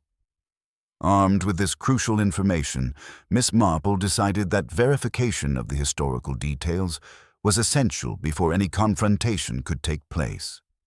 Her visit to Mrs. Bantry proved extraordinarily illuminating, as her friend had anticipated such a request and prepared accordingly with her collection of village memorabilia. "I thought you might want to see these," Mrs. Bantry announced with evident pleasure at being part of such dramatic developments, producing a leather-bound photograph album whose tissue paper pages released the faint scent of dried roses and old secrets. Garden Fete at Gossington Hall, 1895, the Ainsworth family in their final year of residence. The photographs were revelatory in their clarity and detail. Agnes Ainsworth appeared as a young woman of striking beauty and unmistakable determination, wearing an elaborate dress adorned with a distinctive silver brooch. Even in the sepia tones of old photography, the rose motif was clearly visible, and the intertwined letters beneath it were unmistakably A.B., not A.A., as one might expect for Agnes Ainsworth, but the initials that suggested a middle name of Beatrice. Agnes Beatrice Ainsworth, Mrs. Bantry confirmed with the satisfaction of someone whose memory for social details had finally proved useful for serious purposes. Rather a romantic figure, from what one heard. There were whispers about an attachment that the family considered unsuitable, though the details were never discussed in polite company. More significantly, the photographs showed Agnes wearing the complete brooch, the same piece whose broken fragment now rested in Miss Marple's handkerchief. The implications were staggering. The brooch had been damaged during whatever struggle led to Agnes's death 30 years ago, and her daughter had kept the remaining piece as both memorial and evidence of the crime that had destroyed her family. Inspector Slack's subsequent search of the village hall well proved even more revealing than his initial examination had suggested. When properly drained and explored, the well yielded not only the stolen parish records wrapped in oilcloth, but additional items that painted a disturbing picture of long-term concealment. Fragments of fabric, personal effects, and most significantly, human remains that would require expert examination, but appeared consistent with a body that had been concealed for approximately 3 decades.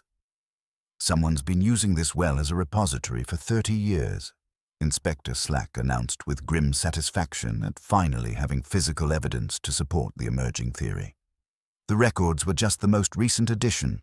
There are older items down there, things that suggest this has been a hiding place for evidence since Agnes Ainsworth's supposed departure." The discovery transformed the investigation entirely. What had begun as a simple murder case was now clearly connected to a decades-old crime that had been carefully concealed until Raymond West's innocent curiosity had threatened to expose the truth. Mrs. Bradshaw Scott had not simply killed to protect a secret.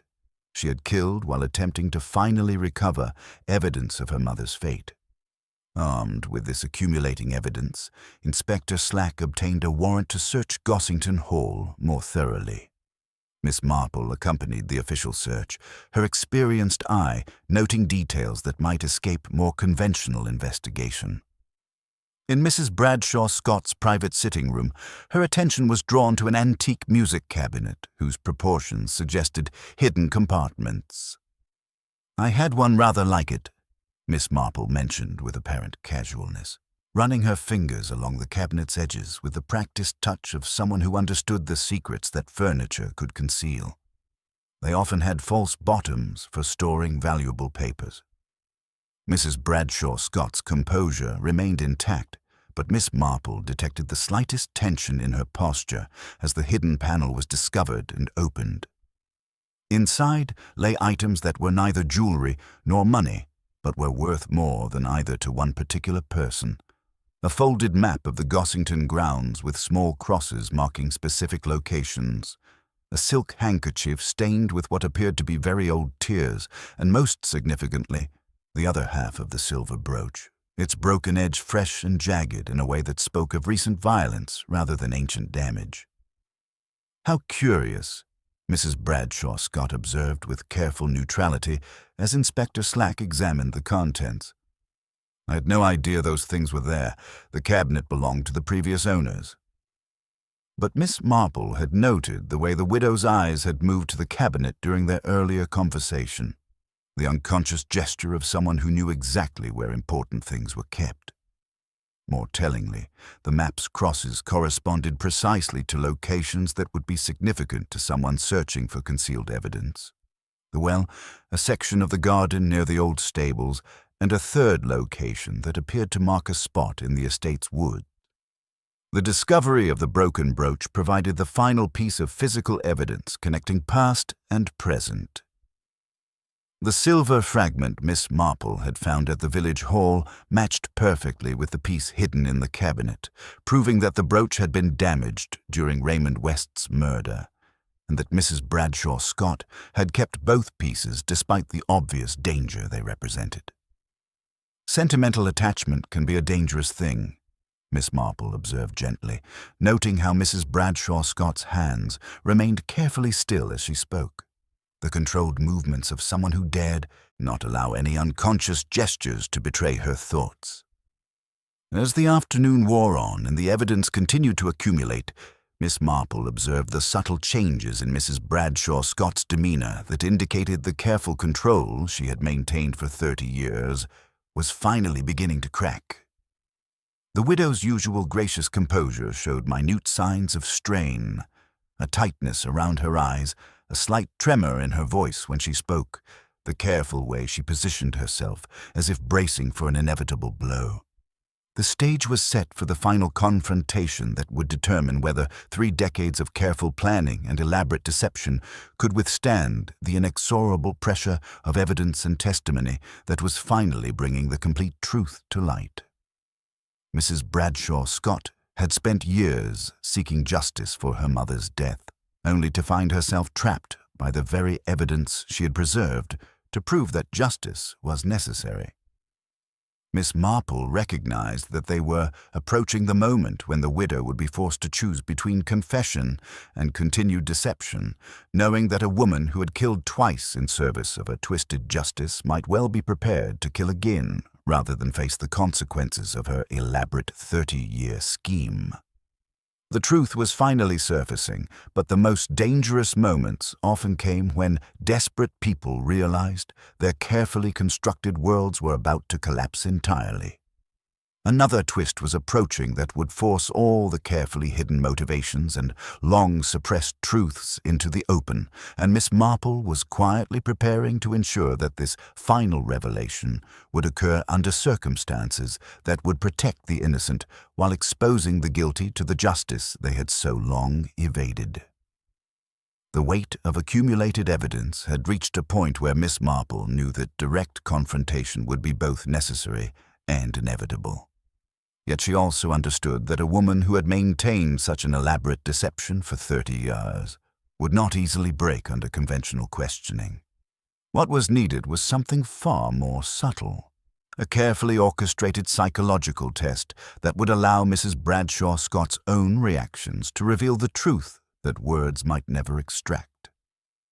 Miss Marple arranged her visit to Gossington Hall under the perfectly reasonable pretext of discussing the future of village events following the recent tragedy. The afternoon found her seated in the familiar morning room, observing her hostess with the patient attention she had refined over decades of watching human nature under stress. Mrs. Bradshaw Scott maintained her customary grace, but Miss Marple's experienced eye detected the subtle signs of a woman whose carefully constructed composure was requiring increasing effort to maintain.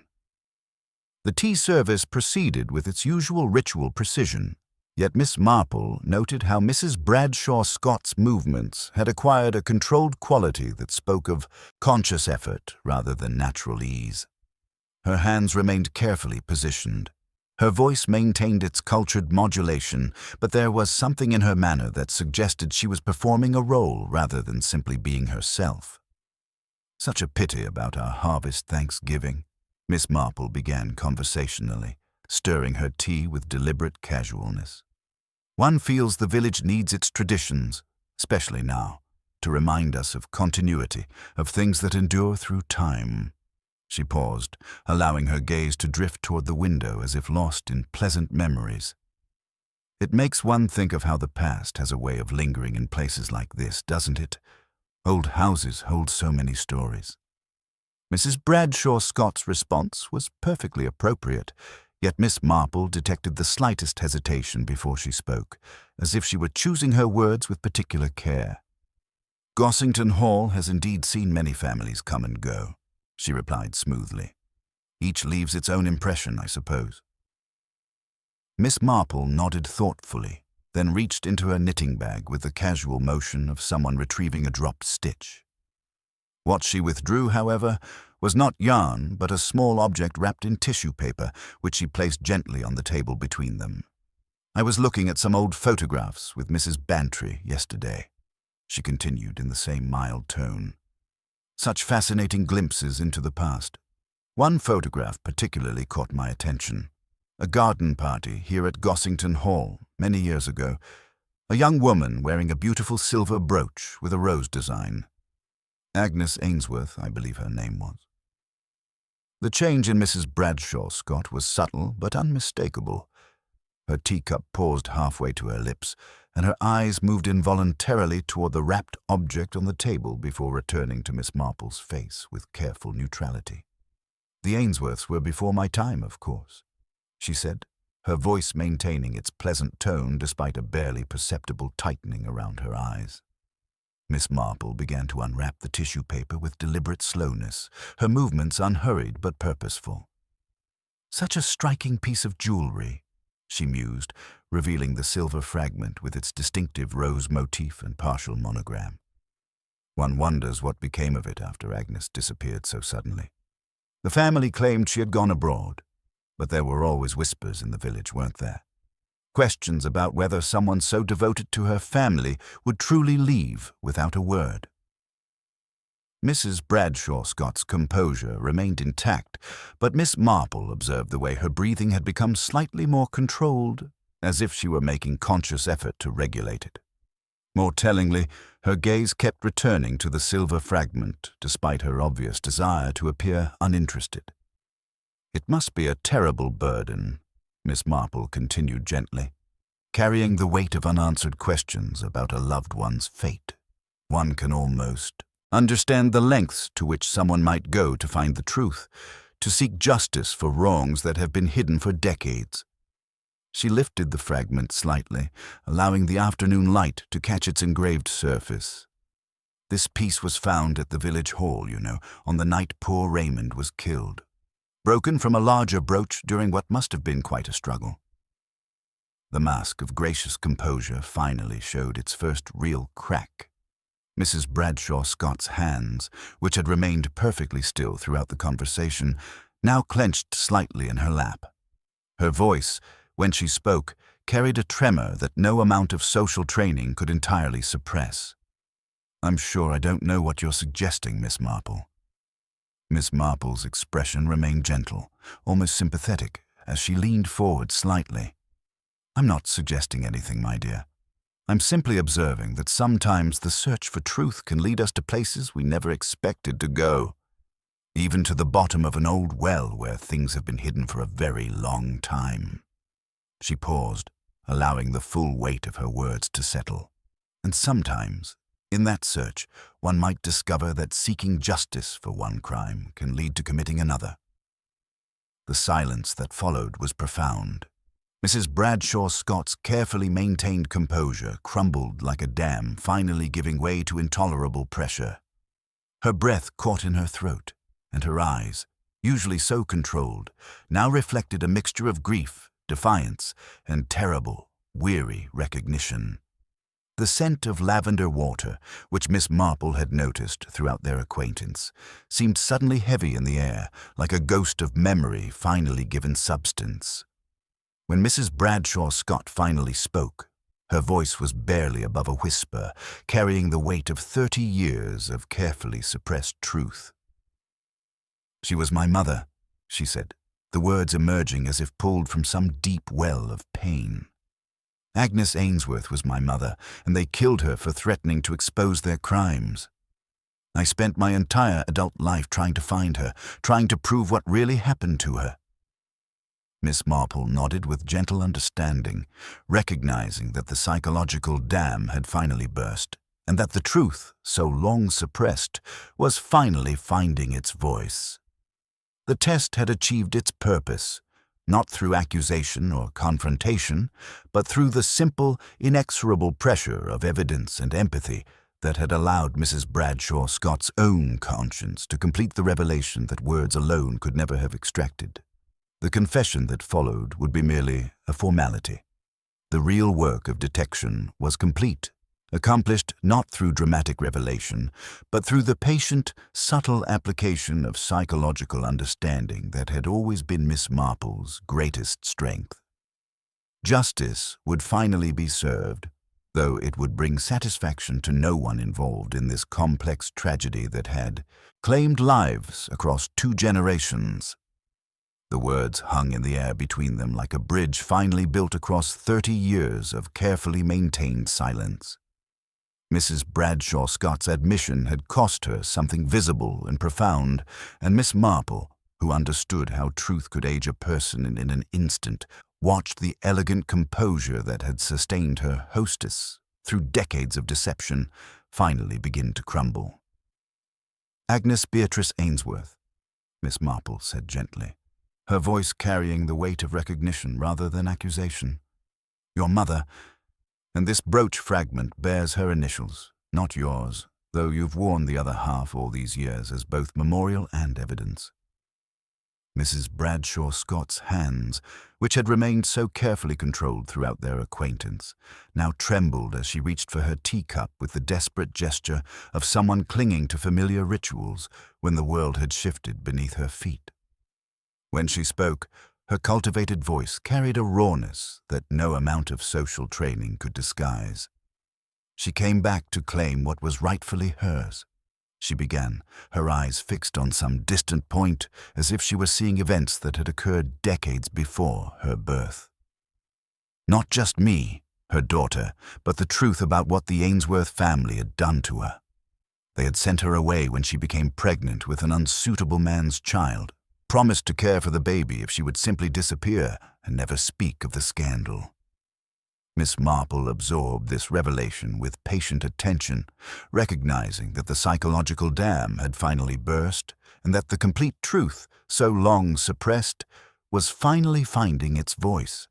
But Agnes was not a woman to be silenced indefinitely, she observed with gentle understanding. She returned with evidence, Mrs. Bradshaw Scott continued, her voice growing stronger as the suppressed truth found expression. Letters, documents, proof that her family had not only destroyed her life, but had built their continued prosperity on fraud and theft. She came back to expose everything, to reclaim her daughter, to see justice finally served. The complexity of the situation was becoming clear to Miss Marple with each revelation. Agnes Ainsworth had not been a simple victim, but an investigator seeking to expose crimes that had been carefully concealed behind the facade of respectable society. Her death had been calculated murder, designed to protect a web of deception that had enriched her own family at others' expense. They couldn't allow her to speak, Mrs. Bradshaw Scott whispered, tears beginning to flow with the unstoppable force of grief too long contained. Her father, her brother, the man who had abandoned her when she needed him most. They lured her to the old well under the pretense of a private family meeting. When she refused to be silenced again, when she threatened to expose everything publicly, they struck her down and sealed her body in that well, telling the world she had gone abroad again, heartbroken and defeated. Miss Marple felt the pieces of the puzzle clicking into their final positions with terrible clarity. And you spent your entire adult life methodically positioning yourself to uncover that truth, she said with profound understanding. Your marriage to Alistair Bradshaw Scott was not romance but strategy, a means of gaining legal access to the very estate where your mother's body lay hidden.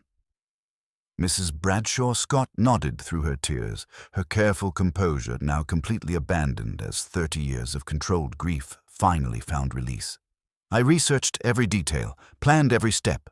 I knew where she was buried, but I needed proof, evidence that would expose not just her murder, but the original crimes that had motivated it. I spent decades waiting for the right moment to reveal everything on my own terms. The revelation explained the careful preparation that had characterized not just Raymond's murder, but Mrs. Bradshaw Scott's entire presence in St. Mary Mead. The oiled well hinges, the methodical research into property records, even her gracious integration into village society, all had been calculated steps in a 30-year plan for justice that had become indistinguishable from revenge. But then Raymond West began asking the same questions your mother had asked 30 years ago, Miss Marple continued, understanding now why the young writer's innocent curiosity had posed such a devastating threat. His research into village history was leading him toward the same evidence that had cost your mother her life. Mrs. Bradshaw Scott's breakdown was complete now, the elegant widow's mask finally stripped away to reveal the grieving daughter beneath. He was so enthusiastic about his discoveries, she sobbed, her voice breaking with the weight of regret and terrible necessity. He showed me his notebook, told me about the discrepancies he had found, the questions he planned to pursue. He had no idea what he was uncovering, but I knew exactly where his research would lead. Miss Marple understood the complete tragedy that had unfolded. Raymond West had died, not because he threatened Mrs. Bradshaw Scott's comfortable deception, but because his discoveries would have exposed the truth before she could complete her own investigation and ensure that the complete story, including her mother's murder, would finally be told. When the lights failed that evening, you saw your opportunity, Miss Marple said gently. You went directly to the well with your prepared lamp, finally ready to recover the evidence you had spent so many years seeking. But Raymond followed you, drawn by his writer's curiosity about what you might be doing in the darkness. Mrs. Bradshaw Scott wiped her eyes with a handkerchief that carried the same lavender scent Miss Marple had detected throughout their acquaintance, a connection to her mother that had persisted across decades of separation and loss. He saw. He opened the well, saw what was inside after all these years. He understood immediately what he was looking at, but he didn't understand what it meant to me. He threatened to go to the police, to expose everything before I could ensure the complete truth would be revealed. The silver fragment in Miss Marple's handkerchief suddenly carried even greater significance. It was not simply evidence of a struggle, but a token of connection between mother and daughter, separated by death and deception, but finally reunited through the terrible circumstances of Raymond's murder. "Your mother's brooch was damaged during the original crime 30 years ago," Miss Marple observed with quiet certainty. "You kept one piece as both memorial and evidence, wearing it that evening for courage as you finally sought to recover her remains. When it caught on your silk dress during the struggle with Raymond, it broke again. The past and present violence connected by the same piece of jewelry that had witnessed both crimes." Mrs. Bradshaw Scott looked directly at Miss Marple for the first time since her confession had begun, her eyes reflecting not defiance but a kind of weary recognition that her long struggle was finally over. "I never meant to kill him," she said quietly, her voice carrying the dignity that had sustained her through 30 years of elaborate deception. "But I couldn't let him destroy everything I'd worked for, everything my mother had died trying to achieve." The gavel was there on the platform where he had left it, and in the darkness, with the lamp between us and his hands, reaching for it. I struck without thinking, without meaning for it to be fatal. Miss Marple nodded with gentle understanding, recognizing that justice in this case would be far more complex than simple punishment for a single crime. The revelation that was about to unfold would expose not just Mrs. Bradshaw Scott's guilt, but the original murders that had motivated her actions, ensuring that Agnes Ainsworth's death would finally receive the investigation and acknowledgement it had been denied for 3 decades. "And Peter Rudd witnessed your moment of discovery," Miss Marple continued, completing the picture with characteristic thoroughness. "He saw your grief when you finally found your mother's remains, your recognition of what you had searched for so long. His innocent desire to help transformed him into a dangerous witness who had to be silenced or discredited." Mrs. Bradshaw Scott's composure held just long enough for her to deliver the final piece of her confession with something approaching her old grace. "He was so kind, so concerned when he found me crying by the well. I knew I had to protect both of us. Him from the consequences of what he had witnessed, and myself from the testimony that could destroy everything before the complete truth could be revealed. Framing him was the only way to ensure the investigation would end quickly, before anyone could discover what I had really been doing all these years." The complete picture was finally clear, and it was both more complex and more tragic than anyone had initially understood. Mrs. Bradshaw Scott had not simply committed murder to protect a secret. She had killed to preserve her ability to expose a far greater crime that had been concealed for 3 decades. Her actions had been driven not by greed or fear, but by a daughter's love and a determination to see justice finally served, even if that justice could only be achieved through the commission of new crimes. Miss Marple rose slowly, the silver fragment still resting in her palm like a small, bright piece of a much larger, darker story. The quiet morning room, once filled with the comfortable scents of tea and lavender, now felt heavy with the echoes of 2 murders, separated by 30 years, but connected by the same desperate quest for truth and justice. "I believe," she said gently, "that it is time for Inspector Slack to hear this story properly. And perhaps it would be best if the village could hear it as well. Not the speculation and whispers that have sustained us these past days, but the complete truth about both crimes and the terrible chain of events that connected them." Mrs. Bradshaw Scott nodded with the resigned dignity of someone who had finally laid down a burden too heavy for one person to carry alone. The confession was complete, delivered not with defiance, but with the hollow relief of someone who had spent 30 years living a lie in service of a truth too terrible to reveal, until the moment when concealment became impossible. The stage was set for the final revelation that would expose not just a single murder, but a generational cycle of violence and deception that had finally been broken by the gentle but inexorable pressure of Miss Marple's understanding of human nature in all its complex, tragic, and ultimately comprehensible forms. Inspector Slack's arrival at Gossington Hall that evening brought with it not merely the weight of official authority, but the recognition that this case would require a resolution far more nuanced than conventional justice could provide. Miss Marple had requested that candles be lit in the morning room, explaining gently that certain truths seemed to speak more plainly by that softer light. As the electric lamps were extinguished and the familiar space settled into a steady, subdued glow, the assembled company, Inspector Slack, Colonel Melchett, the vicar, and Dr. Clement, found themselves drawn into an atmosphere that seemed to gentle the edges of harsh realities while illuminating their essential truth. Mrs. Bradshaw Scott sat with the composed dignity of someone who had finally reached the end of a very long road, her hands folded with the resigned grace of a woman who had carried a burden too heavy for one person to bear alone. The confession that followed was delivered not with defiance or desperation, but with the hollow relief of someone finally laying down a weight that had shaped every decision of her adult life. Miss Marple began by placing small objects upon the polished table as if laying out materials for a piece of fine mending. The tissue-wrapped silver fragment with its distinctive rose motif and intertwined initials, a sepia photograph from Mrs. Bantry's album showing Agnes Beatrice Ainsworth wearing the complete brooch, and finally the penciled map from the hidden cabinet, its tiny crosses marking locations like remembered wounds across the estate grounds.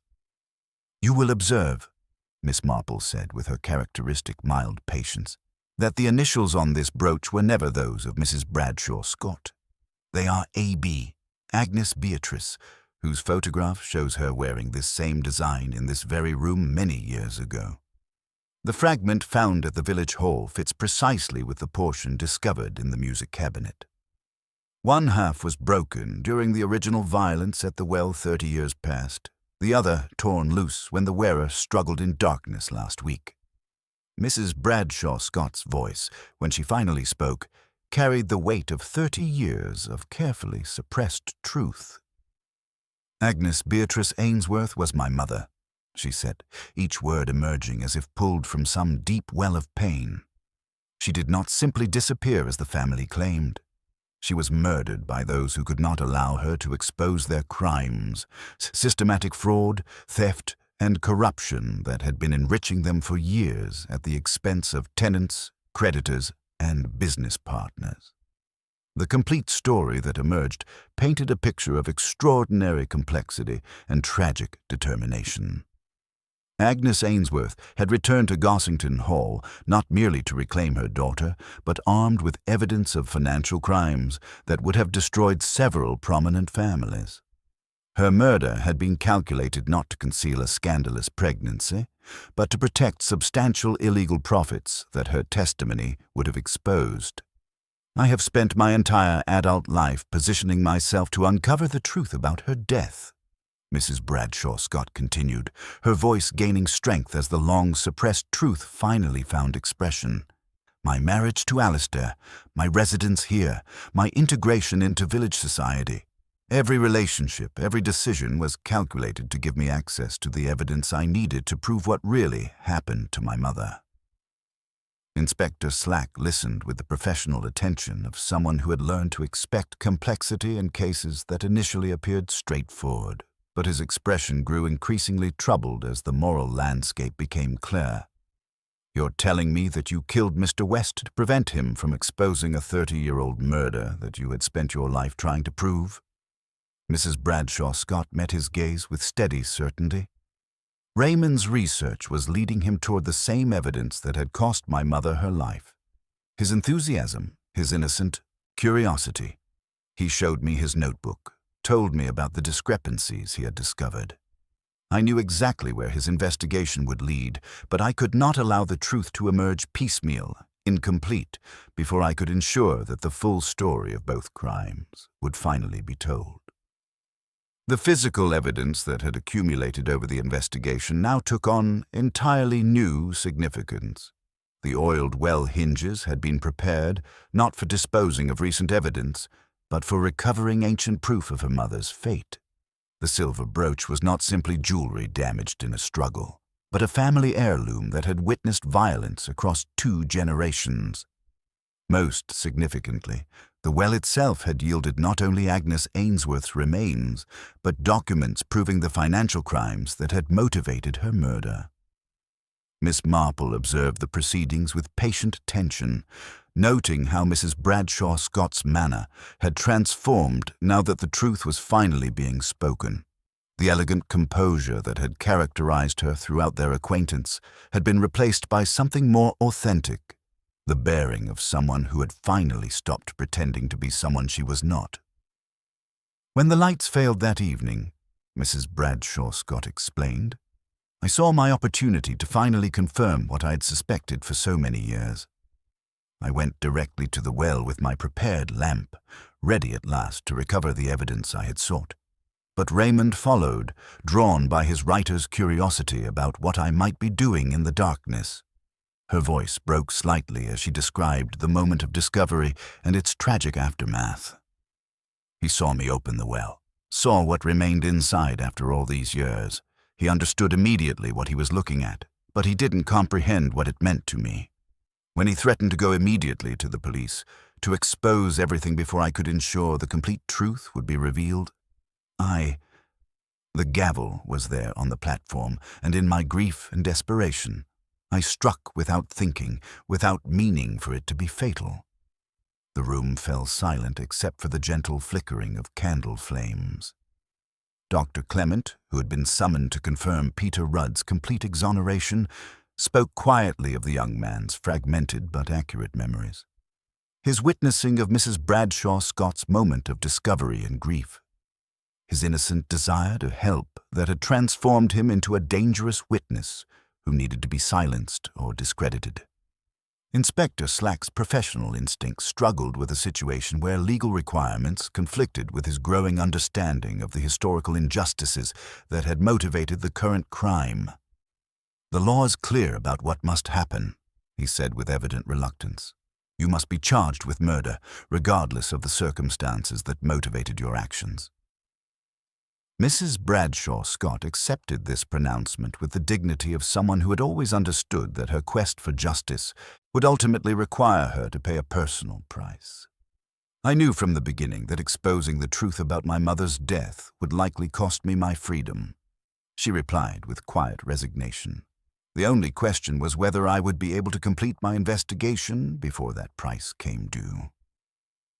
As the evening concluded with Mrs. Bradshaw Scott's formal arrest, she made one final gesture that revealed the depth of her commitment to seeing justice served. From her desk, she produced a leather portfolio containing a complete account of everything she had discovered about her mother's death. Names, dates, evidence, witness testimony. Everything needed to ensure that the original crimes would finally be properly investigated and acknowledged. Miss Marple accepted the portfolio with the understanding that its contents would provide the foundation for a historical reckoning that would vindicate Agnes Ainsworth's memory, while ensuring that her daughter's sacrifice would serve some larger purpose. The truth had been revealed through patient observation and gentle psychological pressure rather than dramatic confrontation, but its impact would resonate far beyond the immediate legal proceedings. In the days that followed, news of the revelation spread through St. Mary Mead with the inevitable efficiency of village communication, carrying with it a mixture of shock, sorrow, and profound unease. The elegant mistress of Gossington Hall, the epitome of respectability, was revealed as both victim and perpetrator in a tragedy that spanned generations. The discovery of Agnes Ainsworth's remains, along with the evidence of her family's betrayal, forced the community to confront uncomfortable truths about the violence that could lurk beneath even the most peaceful surfaces. Miss Marple found herself receiving a steady stream of visitors, each seeking to understand or simply to process the enormity of what had occurred. Mrs. Bantry, her usual theatricality subdued by genuine distress, spoke for many when she observed, "To think, all these years, living amongst us, carrying such a burden. It makes one wonder what other secrets our peaceful village holds." Peter Rudd's complete exoneration brought relief, but also a sobering recognition of how quickly suspicion could fall upon the most vulnerable members of society. The young man's recovery was aided by the village's compensatory kindness, though Miss Marple noted that the experience had left him with a quiet maturity born of witnessing the raw edges of human emotion and desperation. As the legal proceedings began and Mrs. Bradshaw Scott maintained her dignified silence, allowing her confession to speak for itself, Miss Marple reflected on the complex web of justice and injustice that had finally been revealed. The Candlelight Revelation had illuminated far more than anyone had expected, exposing not just a single murder, but a generational cycle of violence and deception that had been broken only by the confession of someone who had killed in service of a truth too long suppressed. Walking home through the village in the gentle evening light, Miss Marple considered the universal truths that this particular tragedy had revealed about human nature. Love, when starved of justice and honesty, could indeed turn destructive. Pride, even in service of righteous causes, could teach the hand to strike. The quest for justice, when pursued in isolation and secrecy, could become indistinguishable from revenge. Yet there was also something to be said for the persistence of truth itself, which, like a candle flame carefully tended, eventually provided enough light to illuminate the darkest corners of human experience. Mrs. Bradshaw Scott's elaborate 30-year deception had finally served its purpose, ensuring that Agnes Ainsworth's story would be told and that the crimes against her would be acknowledged, even if the price of that revelation had been tragically high. As Miss Marple closed her garden gate and prepared for the quiet evening rituals that would restore some sense of normalcy to her world, she allowed herself a moment of satisfaction, not at victory, for there had been none, but at the fragile, stubborn persistence of truth and justice, which, however imperfectly served, had finally found their voice in St. Mary Mead. The village would return to its routines, but it would be forever changed by the knowledge that even the most carefully buried secrets would eventually find their way to the surface, and that the price of truth, however high, was always worth paying in the end. The Candlelight Revelation had concluded, but its illumination would continue to cast light on the complex moral landscape of human nature for as long as people remembered the story of a daughter's love, a mother's justice, and the terrible choices that desperation could drive good people to make. The weeks that followed Mrs. Bradshaw Scott's arrest brought to St. Mary Mead the peculiar quietude that settles over a community when profound revelations have shattered comfortable assumptions about the nature of justice and truth. Miss Marple, observing from her sitting-room window with her customary morning tea, noted how the village moved with what could only be described as the careful, muted industry of a house in mourning. Not for the dead alone, but for the loss of innocence that had once allowed them to believe that such elaborate deceptions could not flourish in their peaceful midst. The legal proceedings unfolded with methodical efficiency, yet revealed complexities that would trouble even seasoned observers of human nature. Mrs. Bradshaw Scott's confession had been complete and unflinching, but Inspector Slack's continued investigation of the evidence she had surrendered yielded discoveries that transformed understanding of her 30-year quest from simple revenge to something far more nuanced and tragic. The leather portfolio contained not merely evidence of Agnes Ainsworth's murder, but correspondence with legal authorities in London, establishing that Mrs. Bradshaw Scott had been preparing to present her findings through official channels once her investigation was complete. Most significantly, the well had yielded Agnes's own words, a letter written in anticipation of her death, wrapped in oilcloth and preserved by the same careful planning that had characterized her daughter's entire approach to seeking justice. "My dearest daughter," the water-stained pages revealed, "if you are reading this, then my fears about my family's intentions have proven justified. I've gathered evidence of their crimes, but I fear they will not allow me to present it publicly. If something happens to me, know that I died trying to ensure that justice would eventually be served, and that you would inherit not just property, but the truth about why I was forced to abandon you." The letter provided detailed instructions for completing the investigation Agnes had begun, documenting systematic fraud that had enriched the Ainsworth family while destroying the lives of tenants, creditors, and business partners. Mrs. Bradshaw Scott had not simply been seeking personal vengeance. She had been following her mother's final wishes, completing work that Agnes herself had died trying to finish. This revelation transformed the moral landscape of the case entirely. The village struggled to reconcile their horror at Raymond West's death with their growing understanding of the historical injustices that had motivated it. Mrs. Bantry, her usual theatrical tendencies subdued by the weight of genuine tragedy, spoke for many when she observed quietly to Miss Marple. To think of the dedication required, the years of patient planning.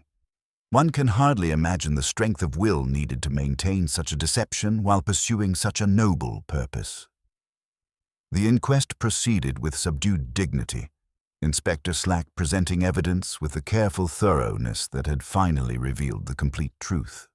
The village attended not from curiosity, but from a sense of obligation to witness the formal conclusion of events that had touched them all. Miss Marple sat quietly at the back, her gloved hands folded, listening as if to a sermon she had already memorized, while her mind returned to small domesticities. Whether the hyssop at her gate would need cutting back before the first frost, whether the cushion in the pew was thinner than last year. She knew, more keenly than anyone, that it was precisely such unremarkable details that allowed the unbearable to be born. Peter Rudd's complete exoneration brought relief tempered by the sobering recognition of how quickly suspicion could fall upon society's most vulnerable members. Dr. Clement's continued care had helped the young man recover not only his psychological equilibrium, but also a quiet maturity born of witnessing the raw edges of human desperation. The village, chastened by their initial rush to judgment, rallied around him with compensatory kindness that spoke to their collective desire for redemption. Under a sky the color of wet slate, Agnes Beatrice Ainsworth's remains were finally laid to rest in the churchyard with the dignity that had been denied her for 30 years. Miss Marple, who had requested and obtained Inspector Slack's permission for a small kindness, stepped forward before the earth was closed. In her hand lay the silver brooch, its two halves newly joined by Mr. Davies with a jeweller's pride and the unspoken humility of a craftsman who understood he was repairing more than metal. She placed it in the coffin with a light, sure touch, as if mending a rent she had not made but could, perhaps, help close. The effect of such gestures is seldom immediate, but their influence runs deep.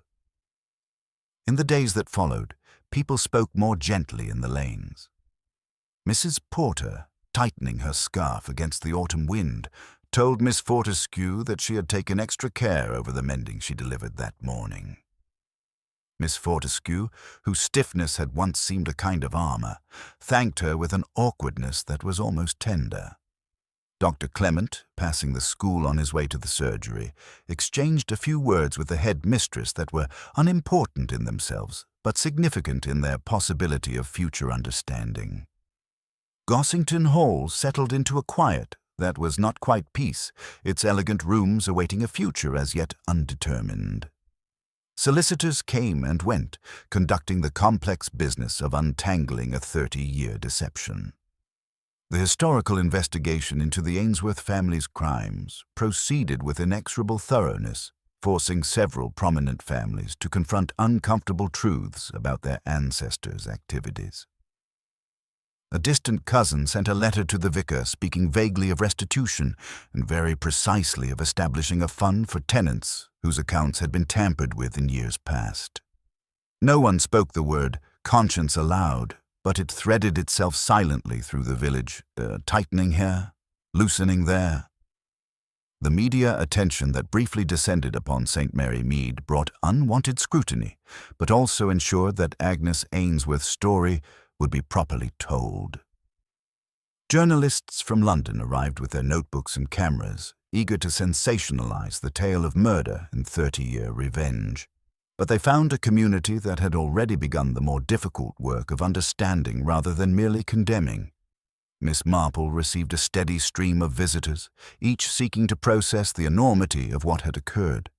The vicar, troubled by the violation of his study and the destruction of parish records, found himself grappling with theological questions about justice delayed and tragically served. His sermons in the weeks that followed spoke less of simple good and evil and more of the intricate web of human choices, the burdens of secrets, and the enduring need for compassion, even in the face of terrible deeds. Inspector Slack came to her garden one afternoon with his hat in his hands and his opinions, for once, not entirely ready to be spoken.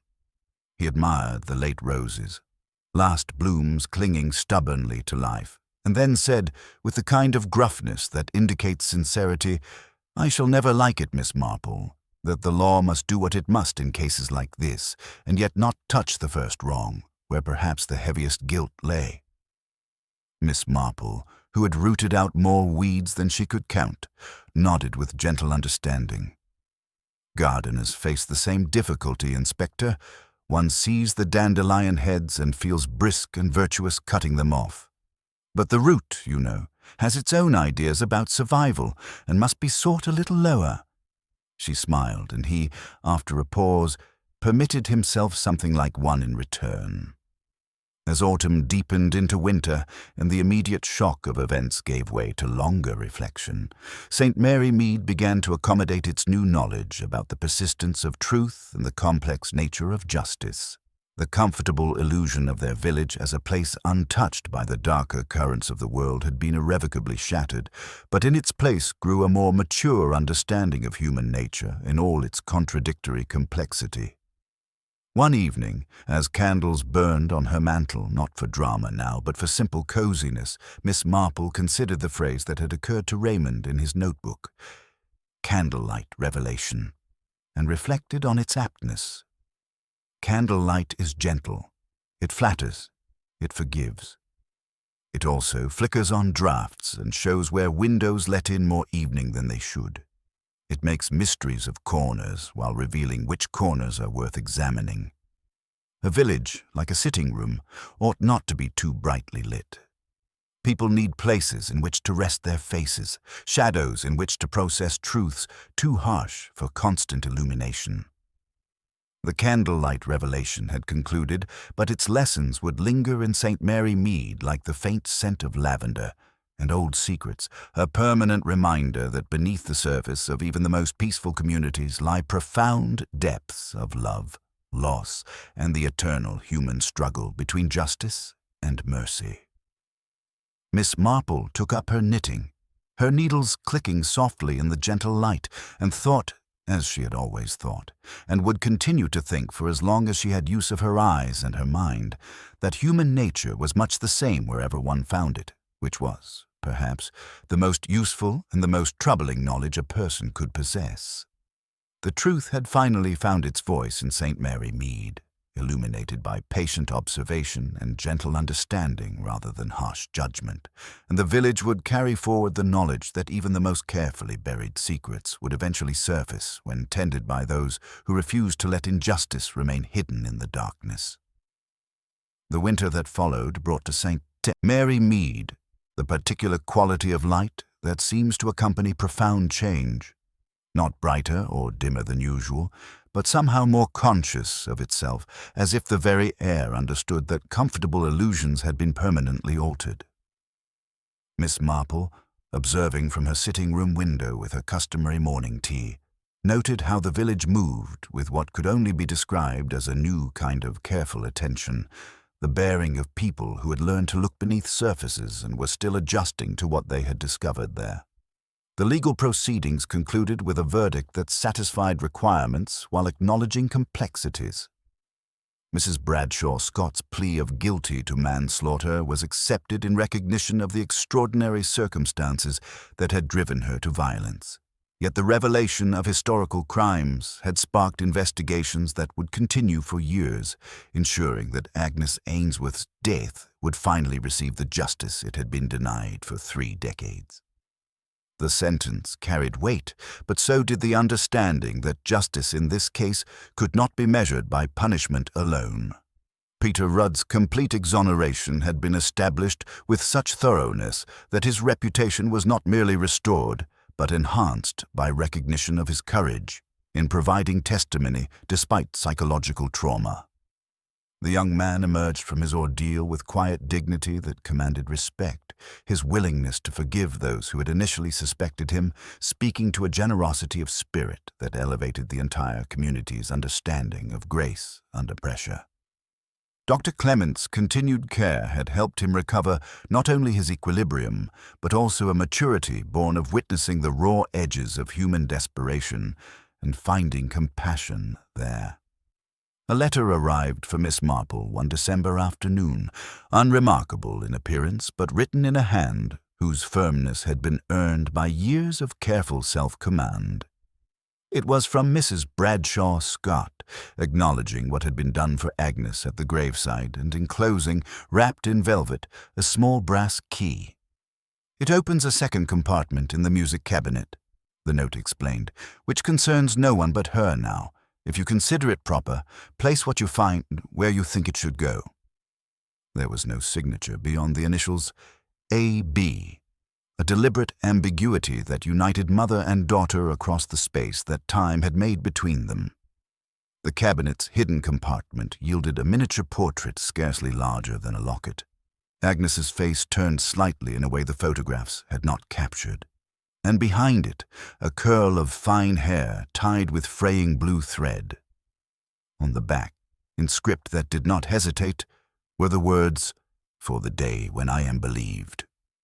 Miss Marple stood long with the miniature in her palm, understanding that some things should rest with the parish records when they were rebound, in a new volume that would hold acknowledgments of wrongs, corrected, and names restored. The disposition of Gossington Hall required delicate negotiations that revealed the far-reaching consequences of 30-year deceptions. The estate would be sold, with proceeds divided between legitimate creditors, restitution for families damaged by the original Ainsworth crimes, and a fund for village improvements that would serve as memorial to Agnes Ainsworth's quest for justice. The old stone well was filled with earth and planted with roses, creating a memorial garden that would bloom each year as reminder of truth's persistence and the importance of ensuring that justice, however delayed, would eventually be served. There were small tasks no one had asked Miss Marple to perform, yet she understood that the way one ties up loose ends has more to do with kindness than tidiness. She called at Mrs. Porter's for mending she did not truly need, leaving behind fine black silk remnants and new needles through the sort of forgetfulness that has intention in it. She paused at the school gate to speak with Miss Fortescue of chilblains and Christmas pageants, noting how the headmistress had begun using lavender water because it seemed steadying. Miss Marple approved, the steadying of oneself being a form of charity to others. As spring approached, the village hall reopened for a small evening of carols and tea cakes, its improved lighting ensuring that future gatherings would be conducted in proper illumination rather than the darkness that had concealed so much tragedy. There were candles, fewer, placed sensibly, their wicks trimmed and holders tested. Miss Marple sat in the third row, where she could observe the small exchanges that marked the return of balance. Peter Rudd changing a smoky candle with newfound confidence, Miss Fortescue allowing the smallest girl to place a crooked paper star with audible resignation of principles, making room for kindness, Dr. Clement arriving late and exchanging nods with a headmistress that contained exactly the right proportion for beginnings. Inspector Slack appeared as the first chord was struck, stationing himself near the door in a posture intended to be unobtrusive. When the last carol ended, he approached Miss Marple, examined the tea cakes, selected one, and observed with grudging sincerity, "I suppose one cannot ask the world to be simpler than it is." She agreed. He ate his cake. They were both content with this acknowledgment of complexity, accepted rather than resented. The village's response to revelations evolved from shock through understanding to collective wisdom about burdens people carry in silence. Mrs. Bantry's theatrical reactions gave way to genuine empathy. Miss Fortescue's rigid certainties softened into recognition that justice could take forms more complex than simple punishment. And even Mrs. Price Ridley found herself speaking quietly about terrible choices that circumstances could force upon essentially good people. The community had learned that truth, like light carefully tended, could not be permanently suppressed, and that understanding often mattered more than judgment. On a particularly clear morning in late spring, Miss Marple stood in her garden observing the careful work of resurrection that nature performed each year without fanfare. The roses planted over the filled well showed their first buds. The village hall's new windows caught sunlight with cheerful efficiency, and the village moved through daily routines with quiet confidence of a community that had faced its darkest truths and survived intact, if forever changed. She thought of Raymond West, whose innocent curiosity had catalyzed the revelation of so many secrets, and reflected on his notebook phrase, "Candlelight Revelation." Indeed, candlelight was gentle. It flattered and forgave while flickering on drafts to show where windows let in more darkness than they should. It made mysteries of corners while revealing which corners were worth examining. A village, like a sitting room, ought not be too brightly lit. People needed places to rest their faces, shadows in which to process truths too harsh for constant illumination. In her sitting room that evening, Miss Marple lit 2 candles not for effect, but because their companionship pleased a winter night. She took up her knitting with the sense familiar to all who have mended things, that while one cannot make a worn place new, one can strengthen it layer by layer until it holds. The wool slid soft over her finger. The needles kept time with thoughts that needed no words. The truth, once found, must be fitted into life the way a good seam is set into a garment, quietly, with patience, and on the inside, where it keeps. The Candlelight Revelation was complete, its lessons absorbed into St. Mary Mead's daily life like nutrients from fallen leaves enriching soil for future growth. The village had learned that human nature remained as fascinating and ultimately comprehensible as ever, capable of both immense good and terrible evil, often intertwined in ways that defied simple judgment. Truth had found its voice through patient observation and gentle understanding rather than harsh accusation, ensuring that even the most carefully buried secrets would eventually surface when tended by those who understood that justice and mercy were not opposing forces, but complementary aspects of the same essential truth about love's enduring power to seek understanding even in the darkest corners of human experience.